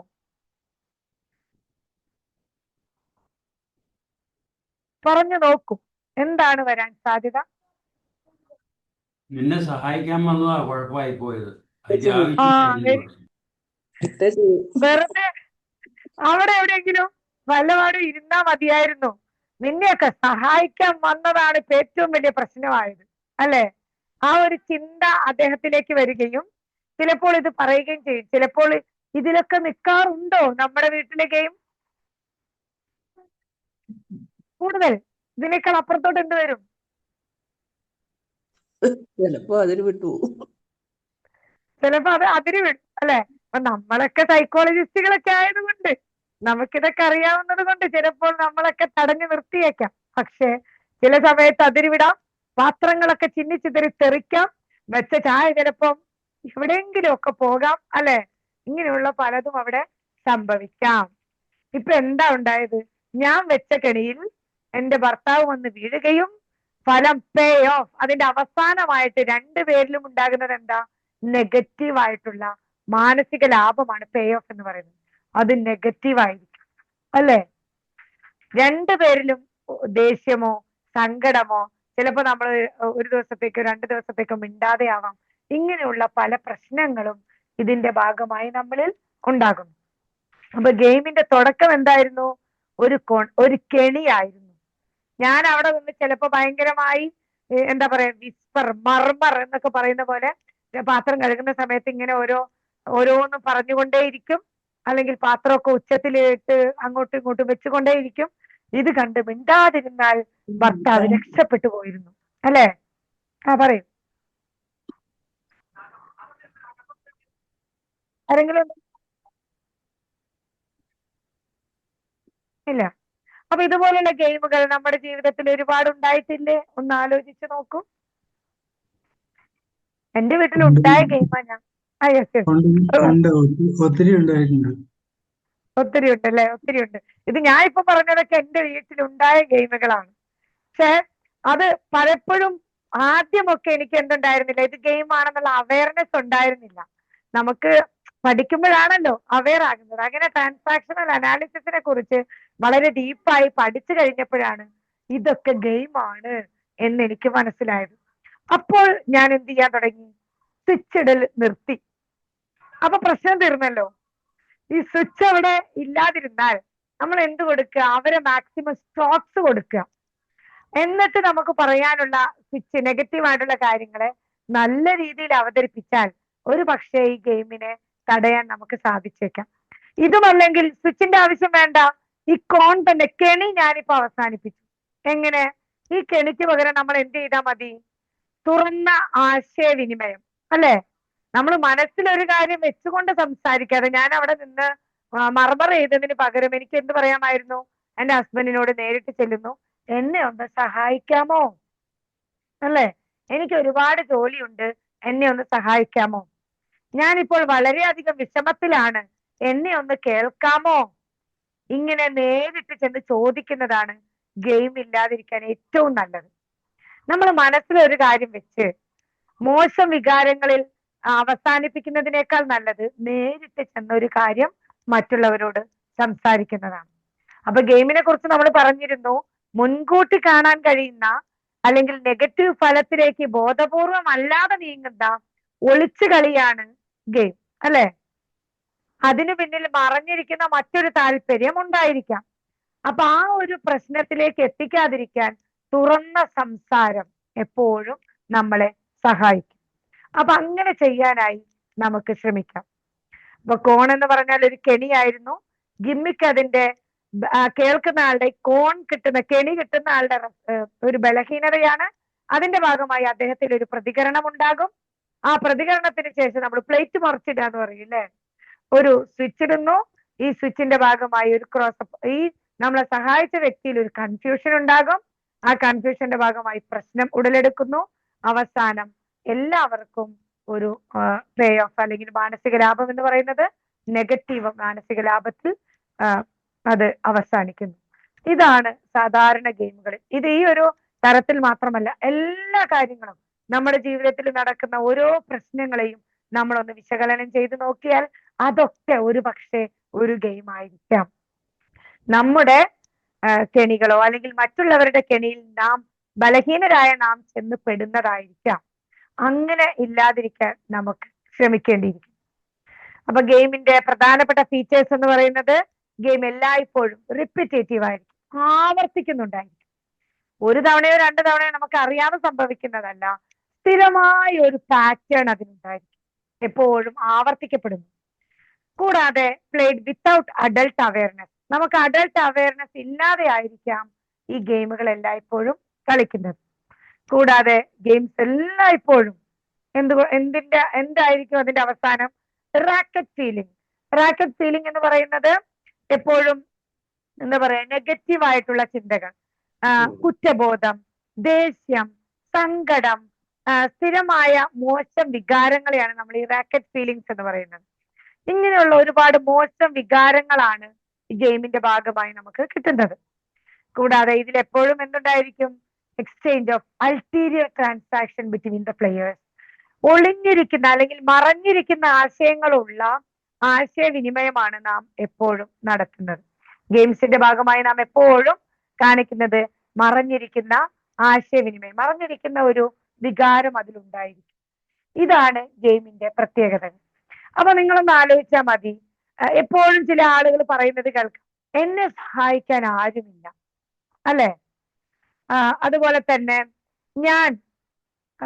ഞാൻ വളരെ എന്താ പറയാ മോശപ്പെട്ട ഒരാളാണ്, എന്നെ ആർക്കും സ്നേഹമില്ല, എന്നെ ആരും പരിഗണിക്കുന്നില്ല, എന്നെ ആരും വിളിക്കുന്നില്ല. ഇങ്ങനെയൊക്കെ പറയുന്നത് ഒരു പക്ഷേ ഗെയിമായിരിക്കും. ഈ ഗെയിമിന്റെ ഫലമായി അവര് എന്നാൽ നമ്മൾ അങ്ങനെ പറയുന്നുണ്ടെങ്കിൽ ഞാൻ ചിന്തിക്കുക, എന്നെ ആരും വിളിക്കാറില്ല, ഞാൻ മറ്റുള്ളവരെ വിളിക്കാറുണ്ടോ? എന്നെ ആരും സ്നേഹിക്കാറില്ല, ഞാൻ മറ്റുള്ളവരെ സ്നേഹിക്കാറുണ്ടോ? എന്നെ ആരും സഹായിക്കാറില്ല, ഞാൻ മറ്റുള്ളവരെ സഹായിക്കാറുണ്ടോ? ഈ കാര്യങ്ങൾ നമ്മൾ എപ്പോഴും ചിന്തിക്കുന്നത് നന്നായിരിക്കും. അപ്പം ബോധമില്ലാതെയാണ് പലപ്പോഴും നാം ഗെയിം കളിക്കുന്നത്. നമ്മുടെ ഉള്ളിലെ ശാഠ്യമുള്ള കുട്ടി അല്ലെങ്കിൽ നിയന്ത്രിക്കുന്ന രക്ഷിതാവാണ് ഗെയിം കളിക്കുന്നത്. മുതിർന്ന ബോധത്തോടെ അഡൽട്ട് ഈഗോ സ്റ്റേറ്റിലല്ല നമ്മൾ എപ്പോഴും. മുതിർന്ന ബോധമുള്ളവർ ഒരിക്കലും ഗെയിം കളിക്കില്ല. ഗെയിമിന്റെ ഭാഗമായി ഞാൻ പറഞ്ഞു, എപ്പോഴും നമുക്ക് റാക്കറ്റ് ഫീലിംഗ്, അതായത് കുറ്റബോധം, ദേഷ്യം, സങ്കടം, വിഷാദം, ഇങ്ങനെയുള്ള പ്രശ്നങ്ങളാണ് എപ്പോഴും ഉണ്ടായിരിക്കുക. നമ്മുടെ വാക്കുകളിലും നോട്ടങ്ങളിലും എല്ലാം മറഞ്ഞിരിക്കുന്ന ഒരു ആശയം ഉണ്ടായിരിക്കും. അപ്പം നമ്മുടെ നിത്യജീവിതത്തിലെ ചില ഗെയിംസിനെ കുറിച്ച് ഞാൻ നേരത്തെ പറഞ്ഞിരുന്നു അല്ലെ, ഫോർഗോട്ടൻ അംബ്രല. എപ്പോഴും കുട മറന്നു വെക്കുന്ന ഒരു കുട്ടി. ആ കുട്ടി നമ്മളോട് എന്താണ് വിളിച്ചോതാൻ ആഗ്രഹിക്കുന്നത്? I am careless, please look after me എന്ന് പറയാനാണ് ആഗ്രഹിക്കുന്നത്. നമ്മുടെ ശ്രദ്ധ പിടിച്ചു പറ്റുകയാണ്. ഞാൻ ശ്രദ്ധിക്കപ്പെടേണ്ടവനാണ്, എന്നെ ശ്രദ്ധിക്കൂ എന്ന് നമ്മളോട് വിളിച്ചോതുകയാണ് എപ്പോഴും കുട മറന്നു വെക്കുന്ന കുട്ടി അറിഞ്ഞോ അറിയാതെയോ ചെയ്യുന്നത്. ഇതുപോലെ തന്നെ പേന, ഞാൻ നേരത്തെ പറഞ്ഞിരുന്നു അല്ലെ, ക്ലാസ്സിൽ പേന കൊണ്ടുവരാത്തൊരു സുഹൃത്ത്. മറ്റൊരു സുഹൃത്ത് അവനെ സഹായിച്ചേക്കാം. ആദ്യത്തെ ദിവസം പേന കൊണ്ടുവരുന്നില്ല, സുഹൃത്ത് കൊടുക്കുന്നു. 2, 3, 4, 5, 10 ഇത്രയും ദിവസം കഴിയുമ്പോ സുഹൃത്ത് എന്ത് പറയും? എന്തായിരിക്കും പേന കൊടുത്ത് സഹായിക്കുന്ന സുഹൃത്തിന്റെ മറുപടി? ഒരു 10-20 ദിവസം കഴിഞ്ഞ് വീണ്ടും പേന കൊണ്ടുവരാത്ത സുഹൃത്ത് പേന കൊണ്ടുവന്ന സുഹൃത്തിനോട് സഹായം അഭ്യർത്ഥിക്കുമ്പോൾ എന്തായിരിക്കും പേന എന്നും ഇത്രയും ദിവസം കൊടുത്ത സുഹൃത്ത് മറുപടി പറയുന്നത്? നീ എഴുതണ്ട. Very good. ഇല്ലെങ്കിൽ എഴുതണ്ട ഒന്ന് പറയും. പിന്നെ എന്ത് പറയും? വേറെ എന്തൊക്കെ പറയാം? ഇത് നിന്റെ എത്ര പ്രാവശ്യം പേന തന്നു, നീ എന്താ ഇത് ഇങ്ങനെ കൊണ്ടുവരാണ്ടിരിക്കുന്നത്? Very good. നീ എന്താ എപ്പോഴും ഇങ്ങനെ മറക്കുന്നത്? ഞാൻ എത്ര തവണയായിട്ട് തരുന്നു, ഇത് നിന്റെ സ്ഥിരം പരിപാടിയാണല്ലോ എന്നൊക്കെ പറയില്ലേ? പറയും, തീർച്ചയായിട്ടും പറയും. അപ്പോ പേന ചോദിച്ച ഫ്രണ്ടിനോട് മാം ഒന്നുകൂടെ പറയാമോ? എക്സ്ട്രാ പേന ഇല്ല എന്ന് പറയാം. എക്സ്ട്രാ പേന ഇല്ല, ഇനി നിനക്ക് ഞാൻ തരുന്നില്ല, ഇതൊക്കെ പറയാനും സാധ്യതയുണ്ട് അല്ലെ? അപ്പൊ സ്വാഭാവികമായും ഇത് പേന കൊണ്ടുവരാത്ത സുഹൃത്തിന് എന്തുണ്ടാവും? അതാണോ സ്വിച്ച്? ഏതായിരുന്നു സ്വിച്ച്? ഈ പറഞ്ഞതൊക്കെ സ്വിച്ച് ആയിരുന്നു. അതിന്റെ ഭാഗമായി പേന കൊണ്ടുവരാത്ത ഫ്രണ്ട് ചിലപ്പോ എന്തെങ്കിലുമൊക്കെ മറുപടി പറഞ്ഞേക്കാം അല്ലെ? നീ എന്റെ ഒരു ബെസ്റ്റ് ഫ്രണ്ട് ആണെന്നാണ് ഞാൻ കരുതിയത്, പക്ഷെ അങ്ങനെയൊന്നും അല്ല അല്ലെ, എനിക്കൊരു മറവി ഉണ്ടായപ്പോ നിന്നെ കുറിച്ച് എനിക്ക് കൃത്യമായി മനസ്സിലായി, എന്തെങ്കിലുമൊക്കെ പറയാം അല്ലെ? അപ്പൊ അവന്റെ മനസ്സിലൊരു നെഗറ്റീവ് പേ ഓഫ് ഉണ്ടായി. ഇത് കേട്ട പേന, ഇത്രയും ദിവസം പേന കൊടുത്ത ഫ്രണ്ട് ഇപ്പൊ ആരായി? അവനോർക്കും, എന്തിനായിരുന്നു ഞാനിത് ചെയ്തത്, അല്ലെങ്കിൽ പറയണ്ടായിരുന്നു എന്നൊരു ഫീലിംഗ് ആ ഫ്രണ്ടിന്റെ മനസ്സിലും ഉണ്ടാകും. അവനിലും ഒരു നെഗറ്റീവ് പേ ഓഫ് ഉണ്ടാകുന്നു. ഇതാണ് ഇവിടുത്തെ പ്രശ്നം ഉണ്ടായത്. അപ്പൊ ഇത്രയും ദിവസം കൊടുത്തതിലല്ല, 2 പേർക്കും നെഗറ്റീവ് പേ ഓഫ് ഉണ്ടായി. ഇതുപോലെ തന്നെയാണ് ദ ലേറ്റ് ഫ്രണ്ട്. എപ്പോഴും ലേറ്റ് ആയി വരുന്ന ഒരു ഫ്രണ്ട്, അല്ലെങ്കിൽ ഒരു മീറ്റിങ്ങുകളിൽ നമുക്കൊക്കെ എപ്പോഴും അറിയാലേ, ഞാനൊക്കെ ഒരുപക്ഷെ അറിഞ്ഞുകൊണ്ടല്ലെങ്കിലും ഈ ഗെയിം കളിക്കുന്ന ഒരാളാണ്. മീറ്റിങ്ങുകളിൽ സ്വാഭാവികമായി സാധാരണയായി നേരത്തെ എത്താത്ത ഒരാളായിരുന്നു. പക്ഷെ ഞാൻ അതിലിപ്പോ മാറ്റം വരുത്താൻ തുടങ്ങി. കാരണം ഇതൊരു ഗെയിം ആണെന്ന് മനസ്സിലാക്കിയപ്പോൾ നമ്മുടെ പലരും, നമ്മുടെ ഇപ്പം ചില കമ്മ്യൂണിറ്റികളിലൊക്കെ പറയാറുണ്ട്, ചില ഗ്രൂപ്പുകളിലൊക്കെ പറയാറുണ്ട്, മരിച്ചാലും മരിച്ചില്ലേലും 5 മണിക്ക് അടക്കും. അതായത് നമ്മുടെ സമയത്തിന് വിലയില്ലെങ്കിലും മറ്റുള്ളവരുടെ സമയത്തിന് നാം വില കൊടുത്തേ മതിയാകൂ എന്ന് മനസ്സിലാക്കി ഇപ്പൊ സമയത്തിന് എത്താൻ ശ്രമിക്കാറുണ്ട്. അപ്പൊ എനിക്കുണ്ടായിരുന്ന ഒരു പ്രശ്നമാണ് ഇത്, ദ ലേറ്റ് ഫ്രണ്ട്, എപ്പോഴും വൈകി എത്തുക. ഇവരില് ചിന്തിക്കുന്നത് ഐ ആം സംതിങ് സ്പെഷ്യൽ അല്ലെ? നമ്മുടെ രാഷ്ട്രീയക്കാരൊക്കെ ഇങ്ങനെയല്ലേ, എപ്പോഴും വൈകി എത്താറില്ലേ? എന്താണ് അവരുടെ മനസ്സില്? ഐ ആം സംതിങ് സ്പെഷ്യൽ, ഞാൻ അങ്ങനെ എത്തിയാ മതി അല്ലെ? I have lot of responsibilities, they have to wait for me, they want to, അവർക്ക് ആവശ്യമുണ്ടെങ്കിൽ അവർ എനിക്ക് വേണ്ടി വെയിറ്റ് ചെയ്യട്ടെ, അങ്ങനെയല്ലേ സ്വാഭാവികമായും അവരിൽ വരുന്നത്? അറിയാതെയാണോ? അല്ലെന്നാണ് എനിക്ക് തോന്നുന്നത്. രാഷ്ട്രീയക്കാർ മാത്രമല്ല, ഇനി എപ്പോഴും ലേറ്റ് ആയി വരുന്നവരെ നിങ്ങൾ ശ്രദ്ധിച്ചു നോക്കൂ. അവർക്കൊരു ശ്രദ്ധ കിട്ടാൻ വേണ്ടിയാണ് ഒരുപക്ഷെ അവർ ലേറ്റ് ആകുന്നത് അല്ലെ? ഐ ആം സംതിങ് സ്പെഷ്യൽ എന്ന് വിളിച്ചോതുകയാണ് ആ ലേറ്റ് ഫ്രണ്ട് ചെയ്യുന്നത്. അപ്പൊ അവിടെയും ഇതുപോലുള്ള പേ ഓഫുകൾ ഉണ്ടാകാം. എന്നും ലേറ്റ് ആയി വരുന്ന ഒരു ഫ്രണ്ടിന് നമ്മൾ പേന പോലെയുള്ള പ്രശ്നം ഇവിടെയും ഉണ്ടാകാം. അപ്പൊ ഇതൊക്കെ ഗെയിമിന്റെ പാർട്ടാണ്. അപ്പൊ ഈ ഗെയിംസുകൾ ഡിഫറെന്റ് ഡിഗ്രി ഉണ്ട്. First degree games, second degree games and third degree games എന്ന 3 തരത്തിൽ ഈ ഗെയിംസിനെ എറിക് ബേൺ ക്ലാസിഫൈ ചെയ്തിട്ടുണ്ട്. അപ്പൊ അതെന്തൊക്കെയാണെന്ന് നമുക്കൊന്ന് നോക്കാം. ഫസ്റ്റ് ഡിഗ്രി ഗെയിമിന് ഒരു എക്സാമ്പിൾ ആണ്. ഓഫീസിൽ മീര അവളുടെ കൊളീഗായ രാഹുലിനോട് ഒരു ഡോക്യുമെന്റ് പ്രിന്റ് ചെയ്യാൻ ആവശ്യപ്പെടുന്നു. അപ്പൊ രാഹുല് ആ ഡോക്യുമെന്റ് പ്രിന്റ് ചെയ്തപ്പോൾ അതിൽ ഒരു പേജ് നഷ്ടമാകുന്നു, അറ്റാച്ച് ചെയ്യാൻ മറന്നു പോകുന്നു. കൂടെ ആ ഓഫീസിലെ മറ്റു വ്യക്തികളുടെ മുന്നിൽ രാഹുലിനെ അധിക്ഷേപിക്കാനായി മീര ചിരിച്ചുകൊണ്ട് പറയുന്നു, യു ഓൾവേസ് മിസ് സംതിങ്. നീ എല്ലായ്പ്പോഴും ഇങ്ങനെ തന്നെയാണ്, എപ്പോഴും എന്തെങ്കിലും ഒക്കെ മറക്കും. അപ്പൊ ഇത് കേട്ട് കൂടെ നിന്നവരെല്ലാം അവനെ കളിയാക്കി ചിരിക്കുന്നു. രാഹുലിന് അവിടെ ഒരു ചെറിയ നെഗറ്റീവ് ഫീലിംഗ്, ചെറിയ സങ്കടം, വിഷമമൊക്കെ ഉണ്ടാകുന്നു. പക്ഷെ അത് അത്ര വലിയൊരു പ്രശ്നമല്ല, അല്ലെ? ഒരു എന്താ പറയാ, ഒരു സില്ലി മാറ്ററായി രാഹുലിന് അതിനെ കാണാം. ഇത്തരത്തിൽ ചെറിയ ഒരു പ്രശ്നമാണെങ്കിൽ അതിനെയാണ് നാം ഫസ്റ്റ് ഡിഗ്രി ഗെയിംസ് എന്ന് വിളിക്കുന്നത്. ഇതിന്റെ ഭാഗമായി ഉണ്ടാകുന്ന മാനസിക ലാഭം എന്നത്, പേ ഓഫ് എന്നത്, മീരയ്ക്ക് എന്ത് ലാഭമാണ് അവിടെ ഉണ്ടാകുന്നത്? മീരയ്ക്ക് ഒരു സുപ്പീരിയോറിറ്റി ഫീലിംഗ് ആണല്ലേ, ഒരു ഞാൻ എന്തോ വലിയ ഒരാളായി എന്ന ഒരു ചിന്ത. മനഃപൂർവ്വം രാഹുലിനെ മോശമാക്കി കാണിച്ചുകൊണ്ട് മീര ഉയരാൻ ശ്രമിച്ചതാണ് അവിടെ. രാഹുലിന് പക്ഷേ നെഗറ്റീവ് ആയിട്ടുള്ള ഒരു ഇമ്പാക്റ്റ് ആണ് അവിടെ ഉണ്ടായത്. രാഹുൽ മറുപടി കൊടുക്കാത്തിടത്തോളം കാലം അവിടെ രാഹുൽ തിരിച്ച് വലിയ എന്തെങ്കിലും മറുപടി കൊടുത്തിരുന്നെങ്കിൽ മീരയ്ക്കും നെഗറ്റീവ് പേ ഓഫ് ഉണ്ടാകുമായിരുന്നു. ഓക്കെ, അപ്പൊ ഇങ്ങനെ ചെറിയ ഒരു കാര്യം, വലിയ പ്രശ്നങ്ങളിലേക്ക് കടക്കാത്ത ഗെയിമുകളെയാണ് നാം ഫസ്റ്റ് ഡിഗ്രി ഗെയിംസ് എന്ന് വിളിക്കുന്നത്. എന്നാൽ സെക്കൻഡ് ഡിഗ്രി ഗെയിംസിലേക്ക് വരുമ്പോൾ അതിനൊരു ഉദാഹരണം,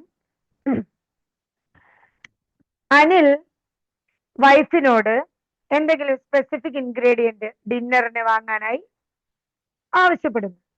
എന്നാൽ കാവ്യ അത് മറന്നുപോയി. ഇവിടെ അനിൽ പെട്ടെന്ന് ദേഷ്യപ്പെട്ടുകൊണ്ട് എന്ത് പറയും? You never listen, how can I really on you for anything. അപ്പൊ എല്ലായ്പ്പോഴും നീ ഇങ്ങനെ തന്നെയാണ്, എനിക്ക് എങ്ങനെ നിന്നെ എല്ലായ്പ്പോഴും ഇങ്ങനെ കുറ്റം പറയാൻ സാധിക്കും? നീ എന്താ എപ്പോഴും ഇങ്ങനെ എന്നൊക്കെയുള്ള, നീ അല്ലെങ്കിൽ എപ്പോഴും എന്നെ ശ്രദ്ധിക്കുന്നില്ല, എന്നെ നീ കൺസിഡർ ചെയ്യുന്നില്ല എന്ന രൂപത്തിലൊക്കെയാണ് അവിടെ അനിൽ കാവ്യക്ക് ഒരു റിപ്ലൈ കൊടുത്തതെങ്കിൽ കാവ്യക്ക് അവിടെ ഭയങ്കരമായി മനസ്സിനെ മുറിവേൽക്കും. അവിടെ ചിലപ്പോൾ ഒരു വലിയ ഫൈറ്റ് തന്നെ ഉണ്ടായേക്കാം. അന്നത്തെ രാത്രിയിൽ ഒരു പക്ഷെ രണ്ടുപേരും മിണ്ടാതെ ഇരുന്നേക്കും, അല്ലെ? അപ്പൊ അനിൽ അവിടെ കൺഫേം ചെയ്യാൻ ശ്രമിച്ചത് എന്താണ്? അദ്ദേഹത്തിന് ഒരു ഹിഡൻ ബിലീഫ് ഉണ്ടായിരുന്നു, people always let me down.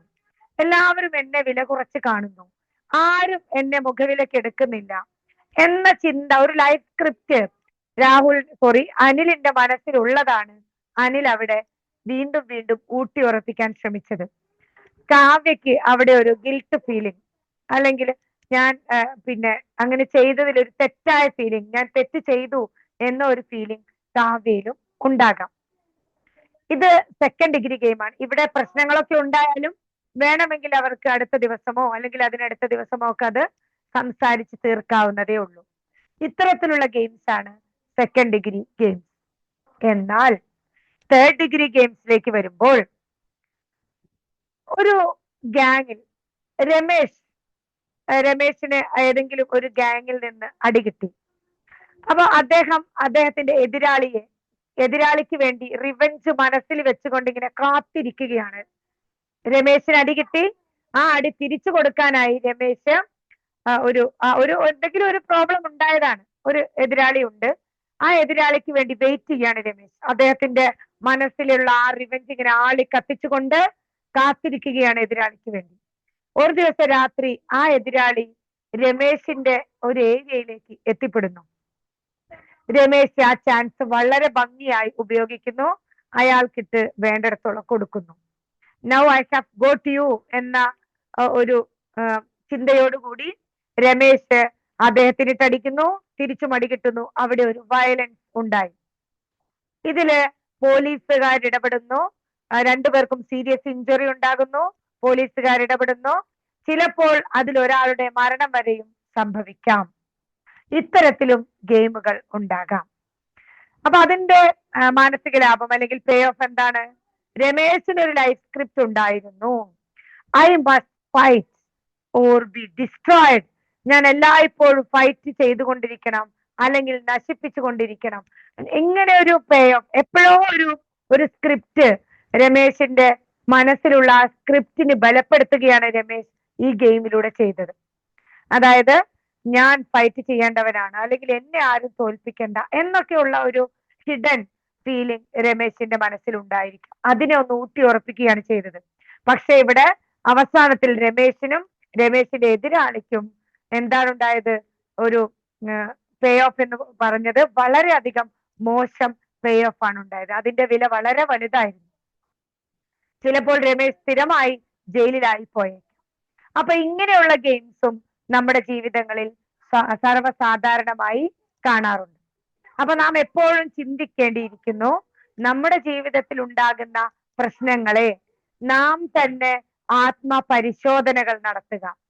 ഇപ്പൊ നമ്മള് ഈ വിഷയത്തെ കുറിച്ച് നിങ്ങൾക്ക് എല്ലാവരും നേരത്തെ അറിയുന്നവരായിരുന്നു എന്ന് ഞാൻ വിശ്വസിക്കുന്നു. ഇനി അറിയാത്തവരുണ്ടെങ്കിൽ ഈ പുസ്തകം വായിക്കുക. അതിനുശേഷം നമ്മുടെ ജീവിതത്തിൽ നിരന്തരം സംഭവിക്കുന്ന പ്രശ്നങ്ങളെ കുറിച്ച് നാം വിശകലനം നടത്തുക. അത് ഗെയിം ആണോ?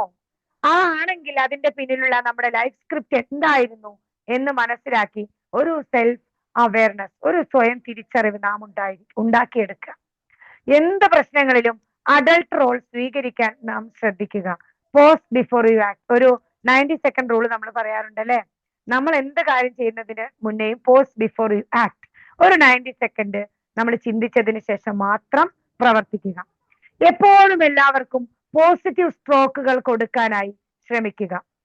തുറന്ന സംസാരങ്ങൾ, പോസിറ്റീവായി നല്ല രീതിയിൽ നമ്മൾ തുറന്ന സംസാരങ്ങൾ ഉണ്ടാക്കാനായി കമ്മ്യൂണിക്കേഷൻ എപ്പോഴും എന്താ പറയാ, നമ്മളൊരു തുറന്ന പുസ്തകമാവുക. കമ്മ്യൂണിക്കേഷൻ എപ്പോഴും ഓപ്പൺ കമ്മ്യൂണിക്കേഷൻസിന് നമ്മൾ അവസരങ്ങൾ ഉണ്ടാക്കുക. പ്രത്യേകം ശ്രദ്ധിക്കുക. ഇതൊക്കെ നമ്മളുടെ ഭാഗത്തു നിന്നുള്ള ഗെയിമിനെ നമുക്ക് ഒഴിവാക്കാനാണ് സാധിക്കുന്നത്. മറ്റുള്ളവരുടെ കോണുകളിൽ, കെണികളിൽ, പ്രലോഭനങ്ങളിൽ വീഴാതിരിക്കുക. Refuse the byte. അവരിൽ നിന്ന് വരുന്ന ബൈറ്റുകളെ നാം റെഫ്യൂസ് ചെയ്യാനായി ശ്രമിക്കുക. മറ്റുള്ളവരിൽ നിന്ന് നമുക്ക് കിട്ടുന്ന നമ്മുടെ ഗിമ്മിക്ക് വെച്ച്, നമ്മുടെ ബലഹീനത വെച്ച് മറ്റുള്ളവരുടെ പ്രലോഭനങ്ങളിൽ വീഴാതിരിക്കുക. ഗെയിം വലിയ പ്രശ്നങ്ങൾ ഉണ്ടാക്കും. അതിൽ പങ്കാളികളാകുന്ന എല്ലാവർക്കും ബോധപൂർവമോ അബോധപൂർവമോ നെഗറ്റീവ് പേ ഓഫ് ആണ് ഉണ്ടാകുന്നത്. അതുകൊണ്ട് തന്നെ ഗെയിമുകളിൽ നിന്ന് മാറി നിൽക്കാനായി നാം ശ്രമിക്കുക. ശ്രദ്ധ, സ്നേഹം, ഉത്തരവാദിത്തത്തിൽ നിന്ന് ഒളിച്ചോടുക തുടങ്ങിയവയൊക്കെയാണ് ഒരു ഗെയിമിലൂടെ നാം ഉദ്ദേശിക്കുന്നത്. ഗെയിം കളിക്കുന്നവർ എപ്പോഴും ഒന്നുകിൽ ശ്രദ്ധ ലഭിക്കാൻ, സ്നേഹം ലഭിക്കാൻ, അല്ലെങ്കിൽ ഉത്തരവാദിത്തത്തിൽ നിന്ന് ഒളിച്ചോടാനൊക്കെയാണ് ഈ ഗെയിം കളിക്കുന്നത്. പക്ഷെ അതിന്റെയൊക്കെ ഫലം എന്ന് പറയുന്നത് വളരെ നെഗറ്റീവായിട്ടാണ് ഉണ്ടാകുന്നത്.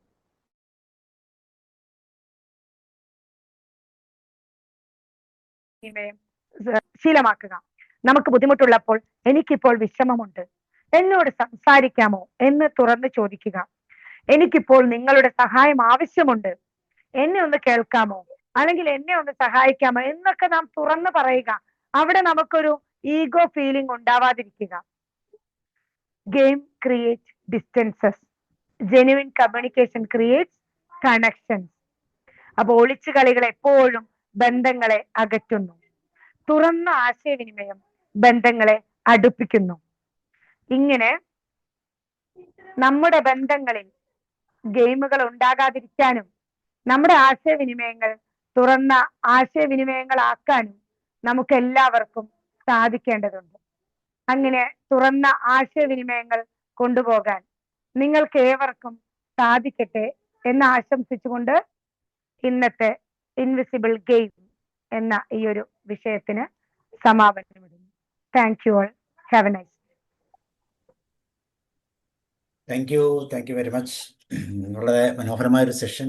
നമ്മുടെ ജീവിതത്തിൻ്റെ എല്ലാ ട്രാൻസിഷനിലും നമ്മൾ പോലും അറിയാതെ നമ്മളെ കൊടുക്കുന്ന മാനസിക കളികളാണ്.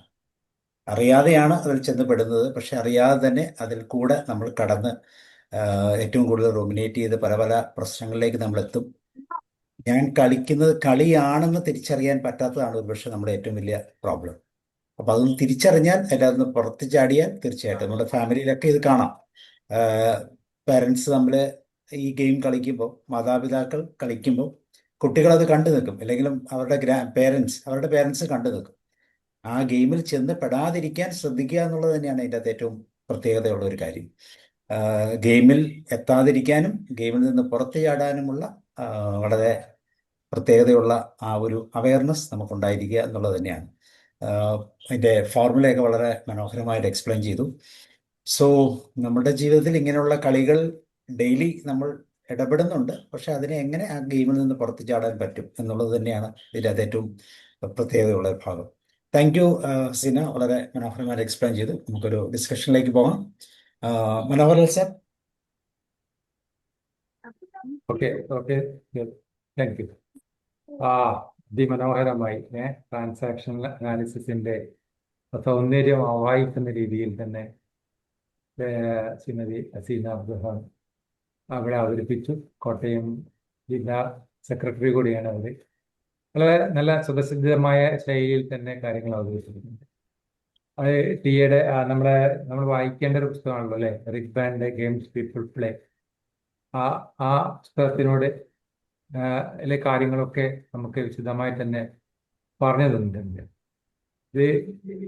ഇത് നമ്മളൊരു ട്രാൻസാക്ഷൻ അനാലിസിസിന്റെ കാഴ്ചപ്പാടിലൂടെ പറയുമ്പോൾ നമുക്ക് വളരെ പ്രസക്തമായ ഒരു കാര്യമാണ്, നമ്മൾ അറിഞ്ഞിരിക്കേണ്ട കാര്യമാണ്. നമ്മുടെ ജീവിതത്തിൽ വളരെ പ്രായോഗികപരമായി ചെയ്യേണ്ട കാര്യങ്ങളുണ്ട്.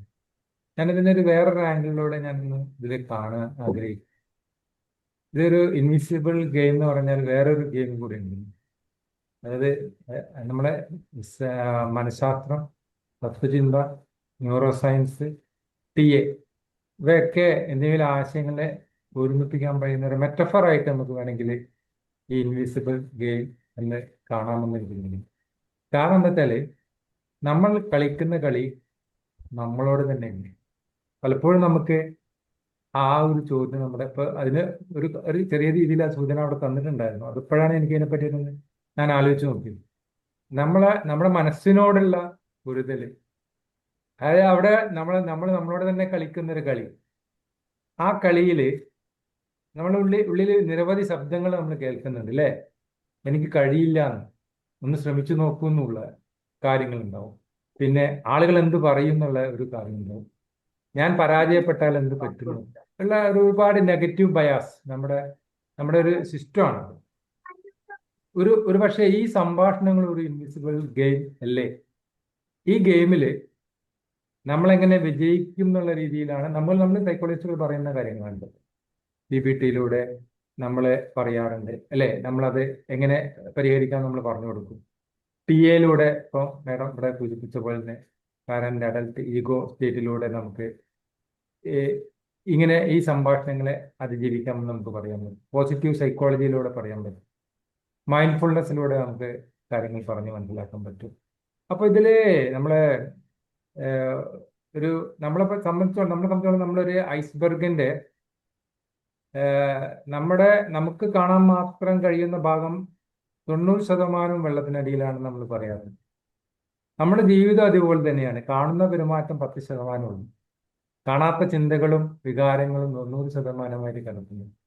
ആ 90% ഒരു ഇൻവിസിബിൾ ഗെയിമായിട്ട് ഞാനത് എൻ്റെ ഫാമിലിയിലൂടെ ഞാൻ കാണുകയാണ്. ആ ഇൻവിസിബിൾ ഗെയിമിനോട് കാണുന്ന കളിയിൽ വിജയിക്കാൻ കഴിവ് മതി എന്നുള്ള രീതിയിലാണ് നമ്മൾ കാണാറുള്ളത്. കാണാത്ത കളികൾ ജയിക്കുവാൻ നമുക്ക് ആത്മബോധവും കൂടി ആവശ്യമുണ്ട്. എന്തായാലും ഈ TA ബേസ്ഡ് ആയിട്ടുള്ള ഈ ഒരു കാര്യം നമുക്ക് ഇങ്ങനെയൊക്കെ ചിന്തിക്കാനുള്ള ഒരു അവസരം ഉണ്ടാക്കിയതിൽ വളരെ വളരെ അഭിനന്ദനങ്ങളെ ഞാൻ ശ്രീമതി ഹസീന മേഡത്തിന് നൽകുന്നു. വളരെ നല്ലതായിട്ട് ക്ലാസ് എടുത്തിരുന്നു. അത് നല്ല രീതിയിൽ തന്നെ അത് വളരെ പവർ പ്രസന്റേഷനൊക്കെ ആയിട്ട് നല്ല രീതിയിൽ ക്ലാസ്സുകൂടെ അവതരിപ്പിച്ചതിൽ അഭിനന്ദനങ്ങളെ നന്ദിക്ക് അറിയിക്കും. ഇനിയും ഇതുപോലെയുള്ള ക്ലാസ്സുകൾ ആയിട്ട് മാഡം വരണം. വളരെ നല്ല രീതിയിൽ നല്ല വോയിസ് മോഡുലേഷനൊക്കെ വളരെ നല്ല രീതിയിൽ ഇതിലൊന്നും എനിക്ക് ഒരു കുറവും പറയാൻ പറ്റില്ല. അത്രയും നല്ല രീതിയിൽ ആ ശബ്ദത്തിനോട് കിടപിടിക്കുന്ന രീതിയിൽ അവതരിപ്പിച്ചു. അത് കേട്ടപ്പോൾ തന്നെ നമുക്കൊക്കെ മനസ്സിലുള്ള ഒരു ആശയം ഉണ്ടായിരുന്നു, ഇൻവിസിബിൾ ഗെയിം അങ്ങനത്തെ. മറ്റേ കിയയുടെ സംശയം ഉണ്ടായിരുന്നു, പല സംശയങ്ങളും ഇതെന്തായിരിക്കും പറയുന്നത് എന്നുള്ള രീതിയിൽ നമ്മൾ ആകാംക്ഷയോടെ കാത്തിരിക്കുകയായിരുന്നു. നല്ല രീതിയിൽ ക്ലാസ് അവതരിപ്പിച്ചു. All the best. Thank you. Thank you. Thank you sir. Thank U. John baby sir. Yeah. Thank you all. Madam Basheer മാഡത്തിൻ്റെ ക്ലാസ് ഈ പറഞ്ഞ മാതിരി തന്നെ വളരെ ക്ലാരിറ്റി ഉണ്ടായിരുന്നു. വളരെ easy to follow.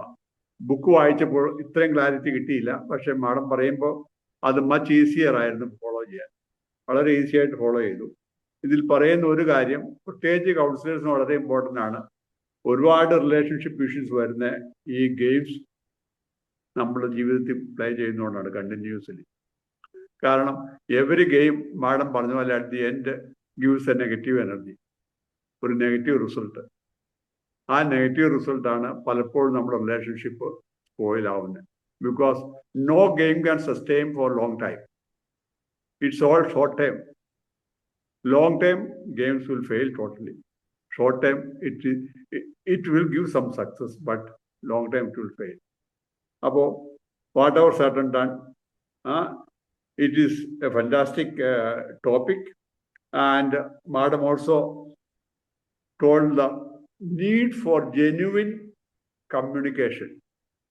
Adana most important. In relationship issues, instead of game, we start a genuine communication. Palappozhum namukku frictions in the relationship can avoid, and there is no need for playing games. Rather, we become much closer without games. Emotionally, mentally, we become more attached without games. Karanam madam parna sentence again repeat, because at the end games give a negative energy to both of you, negative results to both of us, both of the players. അതുകൊണ്ട് let us start educating people about the necessity for a very transparent and open communication. That will help to strengthen the relationship, to make a bonding in the relationship, and to help a healthy family and a healthy society. Thank you.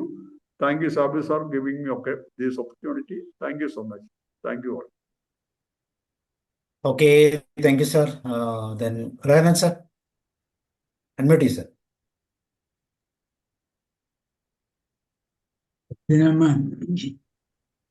ഒരു 2-3 minute നെറ്റില്ലാതെ ഞാൻ ഇരുട്ടിലായിരുന്നു, പക്ഷെ തിരിച്ചു കിട്ടി. അതിന് സന്തോഷം ആദ്യം പറയട്ടെ. ഒരു അധ്യാപികയുടെ സ്വരവിന്യാസത്തിൽ ഞങ്ങൾക്ക് ഓരോന്നിങ്ങനെ വിളമ്പിത്തരിക ചെയ്ത് ഇന്ത്യയുടെ സൗന്ദര്യം. കഴിഞ്ഞ ക്ലാസ്സിലും സാറിൻ്റെ ഈ പ്ലാറ്റ്ഫോമിൽ ടിഎയുടെ മറ്റൊരു രൂപത്തെക്കുറിച്ചാണ് പറഞ്ഞത്.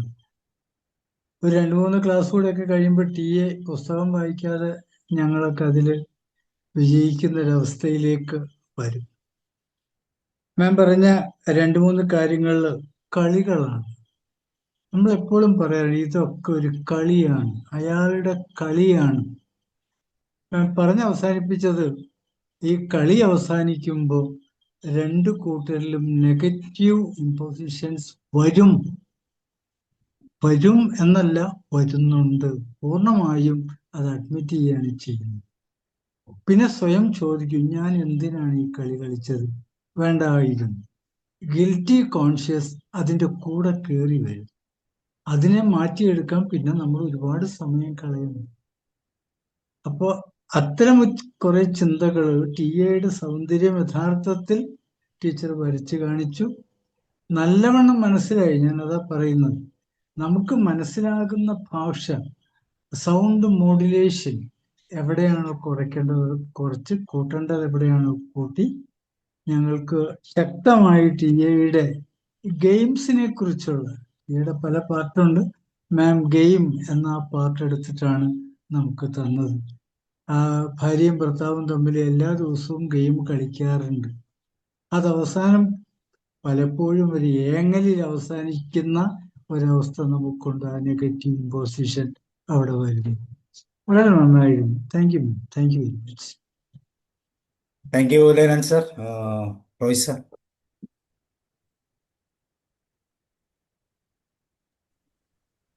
ട്രാൻസാക്ഷണൽ ലൈഫിലെ ഗെയിം എന്താണെന്ന് വളരെ വ്യക്തമായി ഉദാഹരണ സഹിതം പറഞ്ഞു തന്ന ഹസീന മാഡത്തിന് ആദ്യമായി അഭിനന്ദനങ്ങൾ. തുടർന്നും ഇതുപോലെയുള്ള ട്രാൻസാക്ഷൻസിൻ്റെ അനലൈസിൻ്റെ പാട്ടുകൾ എടുക്കാൻ സന്നദ്ധത കാണിക്കണമെന്നുള്ള ഒരു റിക്വസ്റ്റ് കൂടി ഉണ്ട്. ഗെയിം എന്താണെന്നും അതിൻ്റെ ഫോർമുലയും വളരെ ഭംഗിയായി അവതരിപ്പിച്ചു. അതുപോലെ തന്നെ സ്വന്തം ജീവിതത്തിൽ നിന്നും അതിൻ്റെ എക്സാമ്പിൾ സഹിതം പറഞ്ഞപ്പോൾ അത് നമ്മളിലൊക്കെ ഉണ്ടായ ചില സംഭവങ്ങളുമായിട്ട് കമ്പയർ ചെയ്യാനും അത് വളരെ ഗ്രഹസ്ഥമാക്കുന്നതിനുള്ള ഒരു അവസരമാണ് മാഡം ഉണ്ടാക്കി തന്നത്.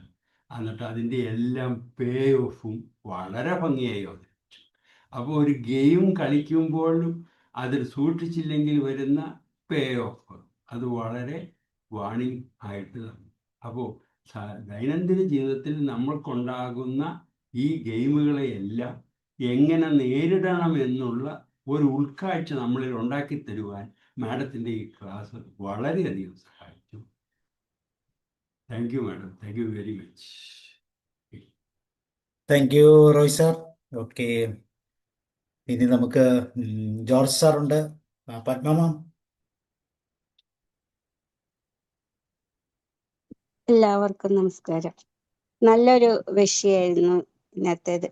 അത് മാം ഹസീന നന്നായി അവതരിപ്പിക്കുകയും ചെയ്തു. നന്നായി മനസ്സിലാവുന്ന തരത്തിൽ വ്യക്തതയോടെയുള്ളൊരു സംസാരം തോന്നി കൃത്യമായിട്ട്.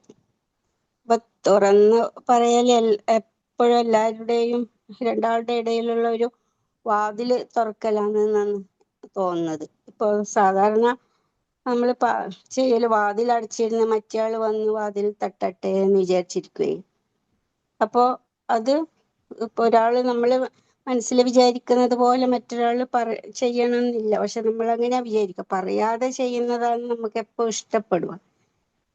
പറഞ്ഞു ചെയ്യുമ്പോൾ നമ്മളെ ഈഗോ അവിടെ വർക്ക് ചെയ്യും തോന്നുന്നു. പറയാതെ ചെയ്തു തരുന്നതാ. പക്ഷെ ചിലരത് ആലോചിക്കുന്നുണ്ടാവൂല. പറയാതെ അതിനെ ചിലപ്പോ ചിന്തിക്കാനിട്ടായിരിക്കും. അങ്ങനെയുള്ളവരോട് നമ്മൾ പറഞ്ഞു കഴിഞ്ഞാൽ അവർക്കും അതൊരു എളുപ്പമായിരിക്കും തോന്നുന്നു. എല്ലാവരും ഇപ്പൊ അറിഞ്ഞു ചെയ്യണം എന്നുള്ളതില്ല. പാത്രം കഴുകുന്ന കാര്യം ഉദാഹരണം പറഞ്ഞതാണ് എനിക്ക് തോന്നുന്നത്. തുറന്നു പറഞ്ഞാൽ എളുപ്പം പരിഹരിക്കുന്ന ഒരു കാര്യമായിരിക്കും. പക്ഷെ എനിക്ക് തോന്നുന്നു അത് തുറന്നു പറയുമ്പോ ചിലപ്പോ മുൻപ് പല ഇഷ്യൂസ് ഉണ്ടായ അങ്ങനെ ചിലപ്പം തോന്നാലോ. കുറെ കാലം കഴിയുമ്പോ അതാന്നോന്ന് ചിലപ്പോ തോന്നുന്നു. പിന്നെ ശ്രദ്ധ എനിക്കും തോന്നുന്നുണ്ട്. ചിലരുടെ ശ്രദ്ധ ആകർഷിക്കുക എപ്പോഴും ഒരു അസുഖം പറയുക, അല്ലെ അസുഖം ഭാവിച്ചുകൊണ്ടിരിക്കുക. അതിൽ കുട്ടികളെ പോലെ ചിലരുണ്ടല്ലോ. അങ്ങനെ ഒരുപാട് കാര്യങ്ങൾ നമുക്ക് ഈ ക്ലാസ്സിൽ നിന്ന് അറിയാൻ പറ്റി. നമുക്ക് സ്വയം അറിയാനും ചിന്തിക്കാനും പറ്റി. അങ്ങനെ നല്ലൊരു ക്ലാസ് ആയിരുന്നു ma'am. Thank you very much. Okay, thank you ma'am. George sir. Thank you sir. Hi Haseena ma'am, congratulation. നല്ലൊരു പ്രസന്റേഷൻ ആയിരുന്നു. ഈ സാധാരണക്കാരൻ്റെ സൈക്കോളജി എന്ന് പറഞ്ഞാൽ അത് സാധാരണക്കാരിലേക്ക് എത്ര എളുപ്പത്തിൽ എത്തിക്കാമെന്നുള്ള ഒരു നല്ല മാതൃകാ രൂപം തന്നെയായിരുന്നു ഇന്നത്തെ പ്രസന്റേഷൻ. ഗെയിമൊക്കെ കളിക്കുമ്പോൾ കിക്ക് മീ ഗെയിം വാസ്തവം പറഞ്ഞാൽ ഒരു തരം ഭിക്ഷാടനം നടത്തും പോലെ ഇത്തരം ആൾക്കാർ എനിക്കൊന്ന് താന്നേന്നും പറഞ്ഞ് ഇത് പിടിച്ചു മേടിക്കാൻ വേണ്ടി നടക്കുന്ന ഒരു തരം കരച്ചിലുണ്ട് ഇതിന്റെ പറയിൽ.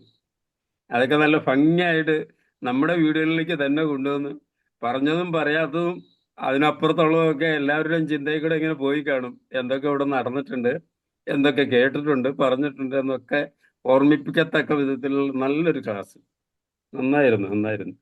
അതുപോലെ ഗെയിംസിലെ first degree, second degree, third degree അതിൻ്റെയൊക്കെ സ്ഥായി രൂപം തന്നെ ശരിക്കും പറഞ്ഞല്ലോ. വളരെ നല്ലത്, നന്നായിരിക്കുന്നു. ഇനിയും വരണം കേട്ടോ, ഞങ്ങൾ കാത്തിരിക്കും. Thank you ma'am, all the best.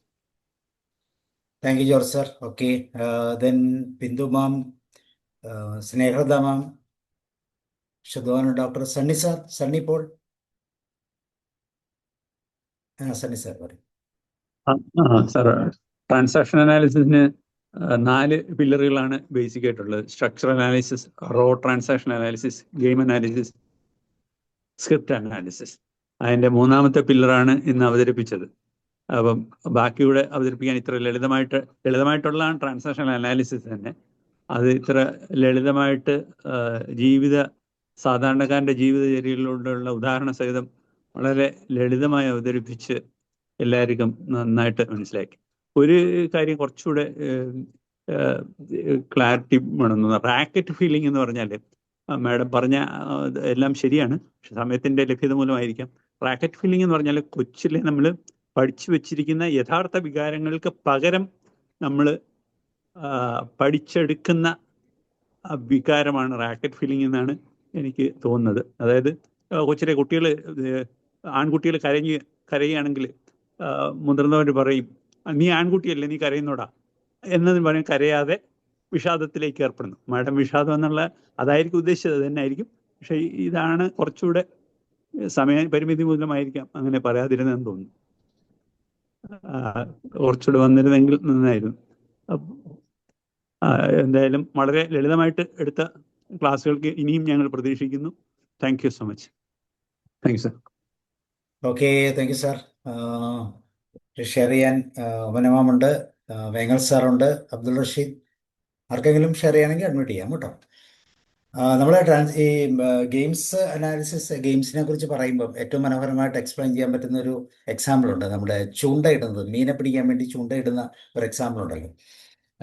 പെട്ടെന്ന് മനസ്സിലാകാൻ വേണ്ടി ആ സ്റ്റെപ്പുകളെല്ലാം വളരെ കൃത്യമായിട്ട് നമുക്ക് അതിനകത്ത് ഉപയോഗിക്കാം. വേറെ ആർക്കെങ്കിലും അൺമ്യൂട്ട് ചെയ്ത് കഴിഞ്ഞാൽ പറയാൻ കേട്ടോ, വരാൻ വേണ്ടി ഞാൻ വെയിറ്റ് ചെയ്യാണ്.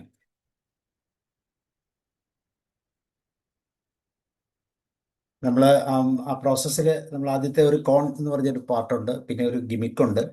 ഇപ്പോൾ കോൺ എന്ന് പറയുന്നത് ശരിക്കും പറഞ്ഞാൽ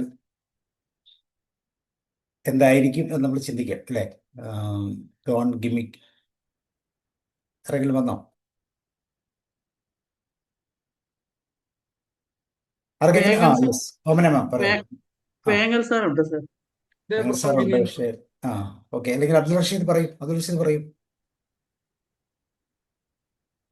അബ്ദുൾ റഷീദ് പറഞ്ഞോളൂ. മ്യൂട്ടായില്ല.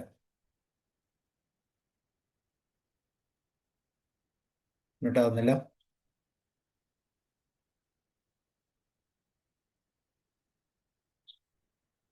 ഓക്കെ, അപ്പോൾ thank you ma'am, thank you very much. വളരെ മനോഹരമായി ഗെയിംസ് എന്ന് പറയുന്നത് സത്യത്തിൽ സാധാരണക്കാർ മനസ്സിലാക്കാത്ത ഒരു സൈക്കോളജിക്കൽ പ്രോബ്ലം തന്നെയാണ്. ഡെയിലി ഈ ഗെയിംസുമായിട്ട് മുന്നോട്ട് പോകും, അവസാനം ഒരു മാനസികമായ ഒരു നെഗറ്റീവ് തലത്തിലേക്ക് പോയി സോൾവ് ചെയ്യാൻ പറ്റാത്ത രീതിയിൽ. പക്ഷേ ഈ ട്രാൻസാക്ഷൻ അനാലിസിസ് പഠിക്കുമ്പോഴാണ് നമ്മൾ ഈ ഗെയിംസ് എന്ന് പറയുന്നത് ഇത്ര ശക്തമാണെന്നും ഈ ഗെയിംസിന് ഇത്രമാത്രം പവർ ഉണ്ടെന്ന് നമുക്ക് മനസ്സിലാകുന്നത്. നമ്മൾ പോലും അറിയാതെ നമ്മളിങ്ങനെ ഗെയിമിൽ പെട്ടുപോവുകയും ഗെയിമാണെന്നറിയാതെ അത് വീണ്ടും വീണ്ടും നമ്മൾ ആ ഗെയിമിൽ കൂടെ കടന്നു പോവുകയൊക്കെ ചെയ്യുമ്പോൾ പലപ്പോഴും ബുദ്ധിമുട്ടുണ്ടാകും. റഷീദ് സാർ പറയാം. അബ്ദുൾ റഷീദ് സാർ. നമസ്കാരം സാറേ, ഞാൻ ലാപ്പിൽ നിന്ന് എനിക്ക് എൻ്റെ അൺമ്യൂട്ട് ആവുന്നില്ല, വീഡിയോയും വരുന്നില്ല എന്ന് തോന്നുന്നു. ക്ലിയർ കേൾക്കാമോ സാറേ? കേൾക്കാം. ഹസീന മാം വളരെ മനോഹരമായി വിനിമയ ശാസ്ത്രം ഒരുപാട് വായിക്കുകയും കുറെ കേൾക്കുകയൊക്കെ ചെയ്തുവെങ്കിലും വളരെ സിമ്പിളായിട്ട് അതിൻ്റെ ഒരു ഗെയിം എന്താണ്, ഗെയിമിനെ പറ്റിയൊക്കെ കേട്ടിട്ടുണ്ട്. ഗെയിം എന്താണെന്നും ഗെയിം എങ്ങനെയാണെന്നും വളരെ നമ്മുടെ ഡെയിലി ലൈഫിലെ പാത്രം കഴുകൽ മുതൽ തുടങ്ങി നമ്മളെ രശ്മിയുടെയും രാഹുലിൻ്റെയും അനിലിൻ്റെയും രമേഷിൻ്റെയൊക്കെ സ്റ്റെപ്പ് ഗെയിം 1, ഗെയിം 2, ഗെയിം 3 അങ്ങനെ വളരെ മനോഹരമായി മാഡം പറഞ്ഞു തന്നു. വളരെ നന്നായി എൻജോയ് ചെയ്തു, വളരെ നന്നായി മനസ്സിലാക്കി. ഒരുപാട് അഭിനന്ദനങ്ങൾ മാഡം. അതുമാത്രമല്ല, അത് നമ്മുടെ ഒരു സ്വന്തം അനുഭവത്തിലെ ഒരു കാര്യമായിട്ട് തോന്നി. പ്രത്യേകിച്ച് ആ പാത്രം കഴുകൽ മറ്റു കാര്യമൊക്കെ അല്ലേ, അതൊക്കെ നമ്മളൊക്കെ ചെയ്യുന്ന ഒരു കാര്യമാണ്. അതുമാത്രമല്ല, എനിക്ക് ഈ പ്രശ്നമുണ്ട്, ഈ വൈകി പോകുന്നതിൻ്റെ ഒരു പ്രശ്നം എനിക്ക് നന്നായിട്ടുണ്ടല്ലേ, ഇപ്പോഴും ഉണ്ട്. അപ്പൊ അത് നമ്മുടെ സെൽഫ് ഇമ്പോർട്ടൻസ് മറ്റുള്ളവരിൽ ഇമ്പോസ് ചെയ്യുന്ന ഒരു ഗെയിമാണെന്ന് ഇപ്പം മേഡം പറഞ്ഞപ്പോഴാണ് ഞാൻ അതിനെക്കുറിച്ച് ചിന്തിക്കുന്നത്. ഒരു ആത്മപരിശോധനയ്ക്ക് അവസരം ഉണ്ടാക്കിയതിന് thank you ma'am, thank you so much. കൂടാതെ എൻ്റെ മൂത്ത മകന് ഈ ഇതില് മറവി എന്ന് പറയുന്ന സാധനം സ്ഥിരമായിട്ട് അവൻ അത് ഒരു അലങ്കരിക്കാനായിട്ട് ഇങ്ങനെ ചെയ്യുന്ന പോലെ, അത് ഒരു ക്രെഡിറ്റ് ആയിട്ടൊക്കെ പറയുന്ന പോലെയൊക്കെ എപ്പോഴും സ്ഥിരമായിട്ട് അവൻ അത് ഒരു കാര്യം യാത്ര പോകുമ്പോൾ അല്ലെങ്കിൽ ഒരു വണ്ടി ഇറങ്ങുമ്പോൾ എന്തെങ്കിലും മിസ് ചെയ്യും, നഷ്ടപ്പെടുത്തും. അപ്പൊ അത് ഈ പറഞ്ഞ പോലെ എന്നെ ശ്രദ്ധിക്കൂ, അതിൻ്റെ ഒരു ഗെയിം ആണെന്ന് ആണ് മാഡം ഇപ്പോൾ പറഞ്ഞപ്പോൾ ഇത് കുറച്ചുകൂടെ നന്നായി ബോധ്യപ്പെട്ടത്.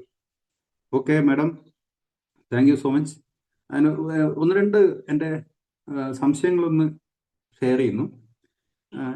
ഈ മറവിയുടെ കാര്യം പറഞ്ഞല്ലോ എൻ്റെ മകനെ, ആ പ്ലേയിൽ നിന്ന് നമുക്ക് എങ്ങനെ വിട്ടു നിൽക്കാൻ പറ്റും എന്നാണ് ഒരു സംശയം. അപ്പം സ്ഥിരമായി മറവിയുള്ളത് ഒരു പ്ലേയുടെ ഭാഗമാണ്. അപ്പോൾ പാരന്റ് എന്ന നിലയിൽ നമുക്ക് ആ പ്ലേയിൽ നിന്ന് കളിയിൽ നിന്ന് എങ്ങനെ വിട്ടുക്കും, അതാണ് ഒരു സംശയം. മാഡം എല്ലാം കൂടെ ഒന്നിച്ച് പറഞ്ഞാൽ മതി. രണ്ടാമത്തെ സംശയം, ഗെയിം 1 നമ്മളെ രാഹുലിനെ രേഷ്മ അനാവശ്യമായി സ്കോൾ ചെയ്യുന്നു എന്ന് പറഞ്ഞു. അപ്പം രാഹുൽ അത് അവഗണിച്ചു പോകുന്നു ഗെയിം 1. അപ്പോൾ അത് ആ പ്ലേയിൽ നിന്ന് വിട്ടു നിൽക്കേണ്ടത് അങ്ങനെ തന്നെയാണോ? സാധാരണഗതിയിൽ പറയാറുണ്ട്, നമ്മളത് ഇങ്ങനെ ഒരു റെസ്പോൺസ് തോന്നിയിട്ട് അത് പറഞ്ഞില്ലെങ്കിൽ നമ്മുടെ സബ് കോൺഷ്യസ് മൈൻഡിൽ ഒരു പ്രശ്നമായി കിടക്കുന്നു, അത് പിന്നീട് ഒരു പ്രശ്നമാവുന്നു, അപ്പൊ തന്നെ അത് റെസ്പോണ്ട് ചെയ്ത് ക്ലിയർ ചെയ്യുന്നതാണ് നല്ലതെന്ന് പറയാറുണ്ട്. പക്ഷെ അങ്ങനെ പോകുമ്പോൾ നമ്മൾ പ്ലേയിൽ പിന്നെയും പാർട്ടിസിപ്പേറ്റ് ആയി പോവുകയല്ലേ ചെയ്യുക ഒരു ഭാഗത്ത്.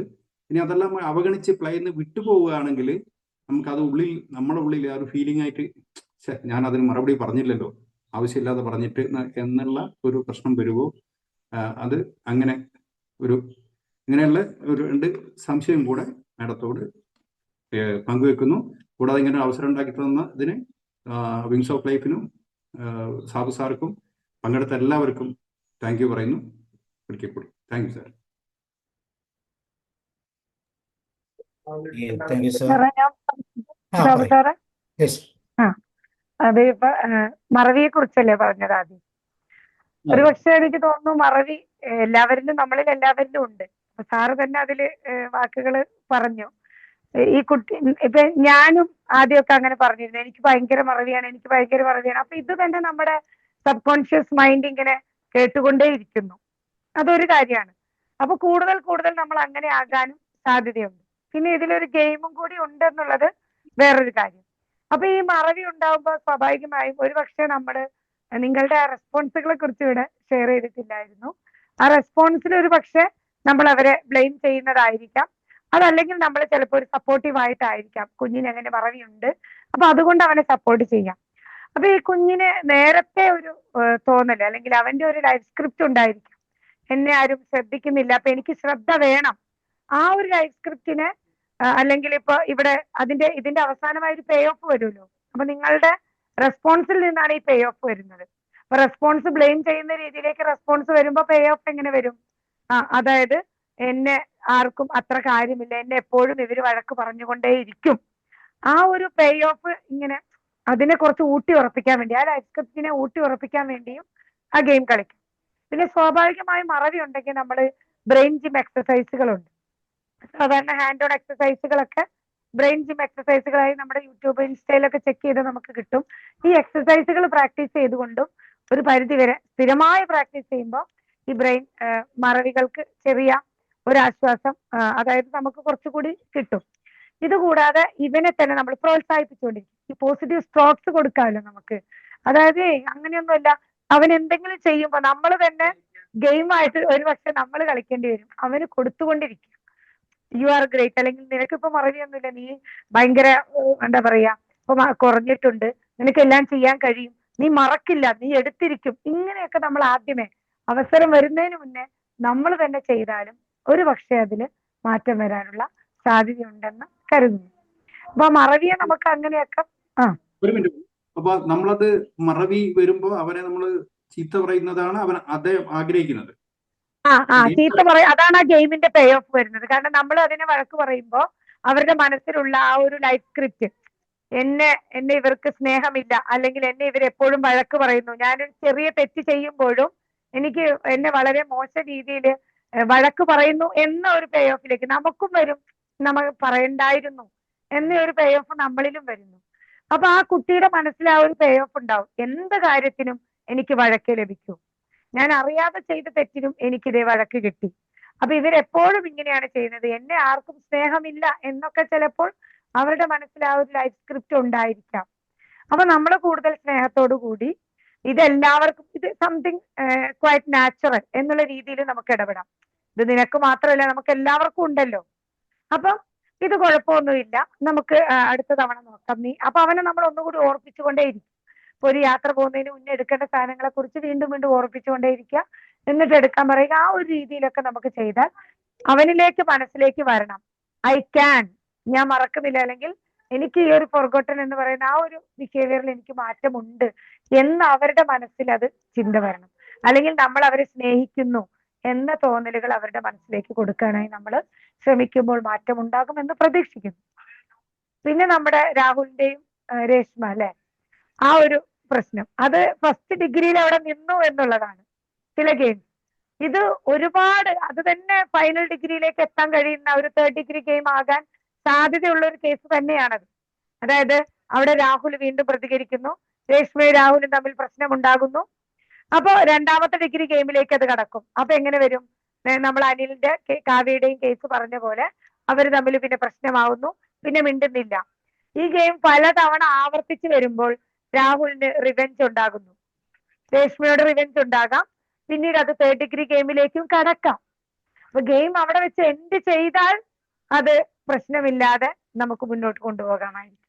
അതല്ല, ഇതേ ഗെയിം തന്നെ, ഇപ്പം നമ്മളൊരു ഗെയിം പറയല്ലോ, ഒരു കിക്ക് നമുക്ക് കിട്ടിയാൽ നമ്മൾ അയാൾക്ക് കൊടുക്കാൻ പറ്റാത്തതിന് പകരം ഈ കിക്ക് കൊണ്ടുപോയിട്ട് അടുത്ത ഒരാൾക്കാണ് കൊടുക്കുന്നത്.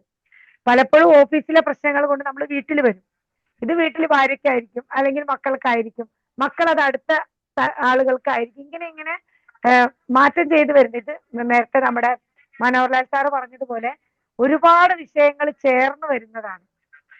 അപ്പൊ ഈ ഒരു രീതിയിൽ ഗെയിം എന്ന് നമുക്ക് പറയുമ്പോൾ ഫസ്റ്റ് ഡിഗ്രി ഗെയിംസ് അവിടെ വെച്ച് എൻഡ് ചെയ്യുന്ന, അല്ലെങ്കിൽ വലിയ പ്രശ്നങ്ങളില്ലാതെ രണ്ടുപേർക്കും മാനസിക ലാഭം ചിലപ്പോൾ നെഗറ്റീവ് ആണെങ്കിലും അത് ചെറിയ രീതിയിൽ ക്ഷമിക്കാൻ കഴിയുന്ന രീതിയിൽ എൻഡ് ചെയ്യുകയാണെങ്കിൽ അത് ഫസ്റ്റ് ഡിഗ്രി ഗെയിംസിലേക്ക് നമുക്ക് എടുക്കാം.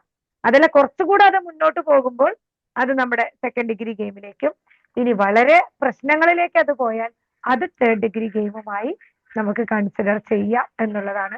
ഇതിന് എന്തൊന്നും ഇല്ല, നമ്മള് എന്തിടണം എന്നുള്ളതാണ് അതിന്റെ ഒരു പ്രത്യേകത. നമ്മൾ മനസ്സിലാക്കണം, we want to aware of our self. നമ്മൾ നമ്മളെ കുറിച്ച് ആദ്യം അവെയർ ആകുക, എന്നിട്ട് നമ്മൾ മറ്റുള്ളവരെ കുറിച്ചും അവെയർ ആകുക. എപ്പോഴും എമ്പതിയും അതുപോലെ തന്നെ മറ്റുള്ളവരെ നമ്മൾ ചേർത്ത് പിടിക്കാനും സെൽഫ് അവെയർനെസ്സും മറ്റുള്ളവരെ മനസ്സിലാക്കാനും ഒക്കെ നമ്മൾ പഠിച്ചാൽ ഒരു പരിധി വരെ നമുക്ക് ഈ പ്രശ്നങ്ങൾ ഇല്ലാതെ നമ്മളെ കൊണ്ടുപോകാൻ സാധിക്കുമെന്ന് ഞാൻ വിശ്വസിക്കുന്നു. എനിക്ക് സത്യത്തില് ഞാൻ ഒരുപാട് കാര്യങ്ങൾ പഠിച്ചിട്ടുണ്ടെങ്കിലും ട്രാൻസാക്ഷണൽ അനാലിസിസ് പഠിച്ചിട്ട് ഭയങ്കരമായിട്ട് ജീവിതത്തിൽ ഒരുപാട് മാറ്റങ്ങൾ വരുത്താനും ഒരുപാട് പുതിയ കാര്യങ്ങൾ നമ്മുടെ ജീവിതം മനസ്സിലാക്കാനും ഒക്കെ എനിക്ക് സാധിച്ചിട്ടുണ്ട്. അപ്പൊ ഞാൻ ഈ ഒരു തിയറി പലപ്പോഴും ഞാനിപ്പോ മറ്റു തിയറികളൊക്കെ വിട്ട് ട്രാൻസാക്ഷണൽ അനാലിസിസ് കൂടുതൽ എടുക്കുന്നതും എനിക്ക് അതിനോടൊരു പ്രത്യേക സ്നേഹമുണ്ട്. ഇപ്പോഴും ട്രാൻസാക്ഷണൽ അനാലിസിസ് ഞാൻ പഠിച്ചുകൊണ്ടിരിക്കുകയാണ്. അപ്പൊ അതിന്റെ ഭാഗമായി ചില തെറ്റുകളൊക്കെ വന്നേക്കാൻ. നേരത്തെ റാക്കറ്റ് ഫീലിംഗ് പറഞ്ഞതുപോലെ, റാക്കറ്റ് ഫീലിംഗ് അത് ഞാൻ നമ്മുടെ സണ്ണി സാർ ആയിരുന്നു തോന്നുന്നു പറഞ്ഞത്. അത് സാറ് പറഞ്ഞത് വളരെ കറക്റ്റ് ആയിരുന്നു. അതായത് നമ്മുടെ ബാല്യകാലത്ത് മാതാപിതാക്കളിൽ നിന്നോ പരിസരങ്ങളിൽ നിന്നോ പഠിച്ച അല്ലെങ്കിൽ യഥാർത്ഥ വികാരത്തിന് പകരം പതിവായി നമ്മൾ മറ്റൊരു സബ്സ്റ്റിറ്റ്യൂട്ട് ഇമോഷൻ പ്രകടിപ്പിക്കുന്നു. അതാണ് നമ്മൾ ഈ റാക്കറ്റ് ഫീലിംഗ് എന്ന് സാറ് പറഞ്ഞത്. അത് ശരിയാണ്. യഥാർത്ഥ വികാരം കോപമാണെങ്കിൽ അത് പ്രകടിപ്പിക്കരുത്, പകരം നമ്മൾ സങ്കടം, അല്ലെങ്കിൽ യഥാർത്ഥ വികാരം ഭയമാണെങ്കിൽ കോപം പ്രകടിപ്പിക്കും. യഥാർത്ഥ വികാരം വേദനയ്ക്ക് പകരം നമ്മളൊരു നിസ്സംഗത അല്ലെങ്കിൽ ചെറിയൊരു ചിരിയൊക്കെ കൊടുക്കുന്ന ആ ഒരു ടൈപ്പ് ഫീലിങ്സ് ആണ് റാക്കറ്റ് ഫീലിങ്സ്. അങ്ങനെയാണ് നമുക്ക് അവിടെ ഉണ്ടാകുന്നത്. ഒരു കുട്ടി കരയുമ്പോൾ വീട്ടിൽ എപ്പോഴും പറയാണ് കരയരുത്, നല്ല കുട്ടികൾ കരയാറില്ല. എപ്പോഴും കേൾക്കുന്ന ഒരു ക്ലീശയാണല്ലേ, ആണുങ്ങൾ കരയാറില്ല. അപ്പൊ ആണുങ്ങൾക്ക് കരയണമെന്നുണ്ടെങ്കിലും അവരതിന് പകരം ദേഷ്യം എന്ന മറ്റൊരു വികാരം ഒരു പക്ഷെ അവര് പ്രകടിപ്പിച്ചേക്കാം, അല്ലെ? അപ്പൊ ക്രമേണ നമ്മുടെ സ്വയം വികാരം പ്രകടിപ്പിക്കാതെ അതിന് പകരം മറ്റൊരു വികാരം പ്രകടിപ്പിക്കാനായി നാം സ്ഥിരം പഠിച്ചു വെച്ചിട്ടുണ്ടാകും. അതും നമ്മുടെ ലൈഫ് സ്ക്രിപ്റ്റിലുള്ളതാണ്. അപ്പൊ നമ്മൾ മുതിർന്ന ആളായിട്ടുണ്ടെങ്കിലും ആ ഒരു പാറ്റേൺ നമ്മൾ ഇവിടെയും തുടരുന്നു. അതാണ് നമ്മുടെ ബ്രാക്കറ്റ് ഫീലിംഗ്. യഥാർത്ഥ വികാരമല്ല, പകരം പഠിച്ചെടുത്ത വികാരം.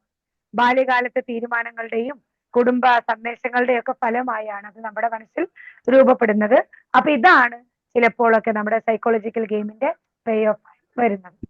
സമയം അതിക്രമിച്ചെന്ന് തോന്നുന്നു. കിട്ടിയ സമയത്ത് എല്ലാം കൂടി പറഞ്ഞതാണ്. സാറ് ഓക്കെ ആണോ? റെഡിയാണ് എന്റെ മറുപടി? Okay ma'am, you explain beautifully. Okay, thank U. പിന്നെ താങ്ക് യു. ഒരു കാര്യം കൂടെ, ഈ ക്രിട്ടിക്കൽ പാരന്റും റിബലിയസ് ചൈൽഡല്ലേ ഗെയിമിൽ പങ്കെടുക്കുന്നു പറഞ്ഞ മാഡം പറഞ്ഞത്? റെബല്യസ് അല്ലെങ്കിൽ ഒരു നെഗറ്റീവ് ആയിട്ടുള്ള adapted child, negative adapted child, negative critical parent, negative nurturing പാരന്റും ഗെയിമിൽ പങ്കെടുക്കും. രണ്ട് പിന്നെ ഈഗോ സ്റ്റേറ്റ് ആണ് ഗെയിമിൽ പങ്കെടുക്കുന്നത്. ഒന്ന് ചൈൽഡ് ഈഗോ സ്റ്റേറ്റും മറ്റേത് പാരന്റ് ഈഗോ സ്റ്റേറ്റും. പാരന്റ് ഈഗോ സ്റ്റേറ്റിലെ നെഗറ്റീവ് ക്രിട്ടിക്കൽ പാരന്റും ആകാം, നെഗറ്റീവ് നർച്ചറിങ് പാരന്റും ഒരു ചിലപ്പോഴൊക്കെ ഉണ്ടായിരിക്കും. ഇനി നെഗറ്റീവ് അഡാപ്റ്റഡ് ചൈൽഡും ഈ ഒരു അഡാപ്റ്റഡ് ആണ് പിന്നീട് ഒരു റിബല്യസിലേക്കൊക്കെ മാറുന്നത്. അപ്പൊ നെഗറ്റീവ് അഡാപ്റ്റഡ് ചൈൽഡും ഗെയിമിൽ പങ്കെടുക്കും.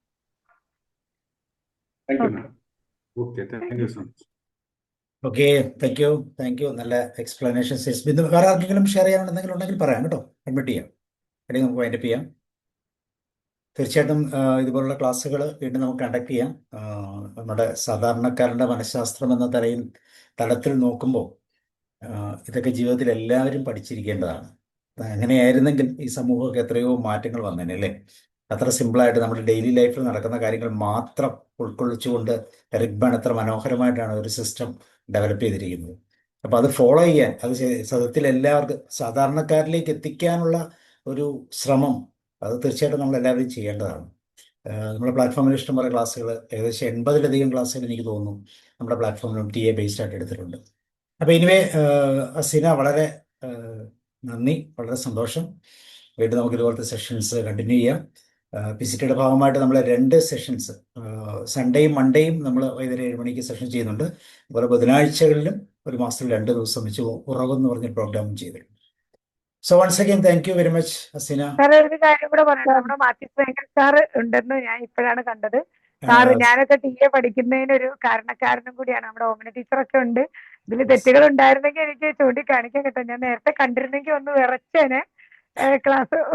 ഫുള്ള് കണ്ടില്ല, അവസാനമായി വന്നത്, അതുകൊണ്ട് ഞാനും ലാസ്റ്റാണ് ജോയിൻ ചെയ്തത്. സാറൊക്കെ നമ്മുടെ ആ ഒരു TCSന്റെ ഒക്കെ ഫൗണ്ടർ ആയിട്ട് നമ്മുടെ TA ക്ലാസ്സിലൊക്കെ ഉള്ള സാറിനെ വളരെയധികം ബഹുമാനത്തോട് നമുക്കൊന്ന് വിളിച്ചു നോക്കാം. വെങ്കൽ സാർ ഒന്ന് വരാൻ പറ്റുമെങ്കിൽ ഒരു വാക്ക്. എനിക്ക് 2 പേരും ക്ലാസ്സിലാണെന്ന് തോന്നുന്നു, അവർക്ക് ക്ലാസ് ഉള്ള സമയം. ഓക്കെ, അപ്പൊ താങ്ക് യു വെരി മച്ച് എല്ലാവർക്കും നന്ദി. നാളത്തെ ദിവസം നമുക്ക് പരമാവധി പറയും. ഇന്നലത്തെ ക്ലാസ് എനിക്ക് കിട്ടിയ കയറാൻ പറ്റിയില്ല, ഞാൻ പുറത്തായിരുന്നു. അപ്പൊ അതിൽ ഇട്ടിട്ടുണ്ടോ? ഞാൻ നോക്കിയപ്പോ അത് റെക്കോർഡല്ലേ ഉണ്ടല്ലോ. അല്ല, ഇന്നലെ ടിയുടെ ആയിരുന്നു. ടീച്ചറിന്റെ ഞാൻ ഇട്ടുതരാം. ഞാൻ ഇട്ടുതരാം. കണ്ടില്ല. അല്ലെങ്കിൽ നമ്മുടെ മെയിൻ ഗ്രൂപ്പുകളിലുണ്ട്, അല്ലെങ്കിൽ എനിക്കൊന്ന് മെസ്സേജ് അയച്ചാൽ മതി. മാമിന്റെ നമ്പർ എനിക്ക് അത്ര നിശ്ചയമില്ലത്. ഓക്കെ, അപ്പം നാളത്തെ ദിവസം നമുക്ക് പേഴ്സണാലിറ്റി ഡിസോർഡറിന്റെ ഏരിയ ആണ്. ക്ലസ്റ്റർ എയിലെ 2 പേഴ്സണാലിറ്റി ഡിസോർഡേഴ്സ് ആണ് നമുക്ക് നാളെ എടുക്കുന്നത്. അക്സാമോൾ, സെബാസ്റ്റ്യൻ ആണ്. ഓക്കെ, അപ്പോൾ താങ്ക് യു വൺസ് അഗെയിൻ. അസീനയ്ക്ക് വളരെ ഒരു ഹാൻഡ്സ് ഓഫ്, നല്ല കൃത്യമായിട്ട് അത് എക്സ്പ്ലെയിൻ ചെയ്യാൻ പറ്റി. അതുപോലെ തന്നെ സംശയങ്ങളും കംപ്ലീറ്റ് ചെയ്യാൻ പറ്റി. Thank you very much. See you. Good night. Sabu sir, thank you so much. സാബർ സാർക്ക് ഒരിക്കൽ കൂടി നന്ദി പറയുന്നു. എനിക്ക് വീഡിയോയിൽ തുടക്കത്തിൽ വരാൻ പറ്റാത്തൊരു സാഹചര്യമായിരുന്നു, ഞാൻ ശബ്ദം കേൾക്കുന്നുണ്ടായിരുന്നു. Okay sir, okay, thank you. Sir. By.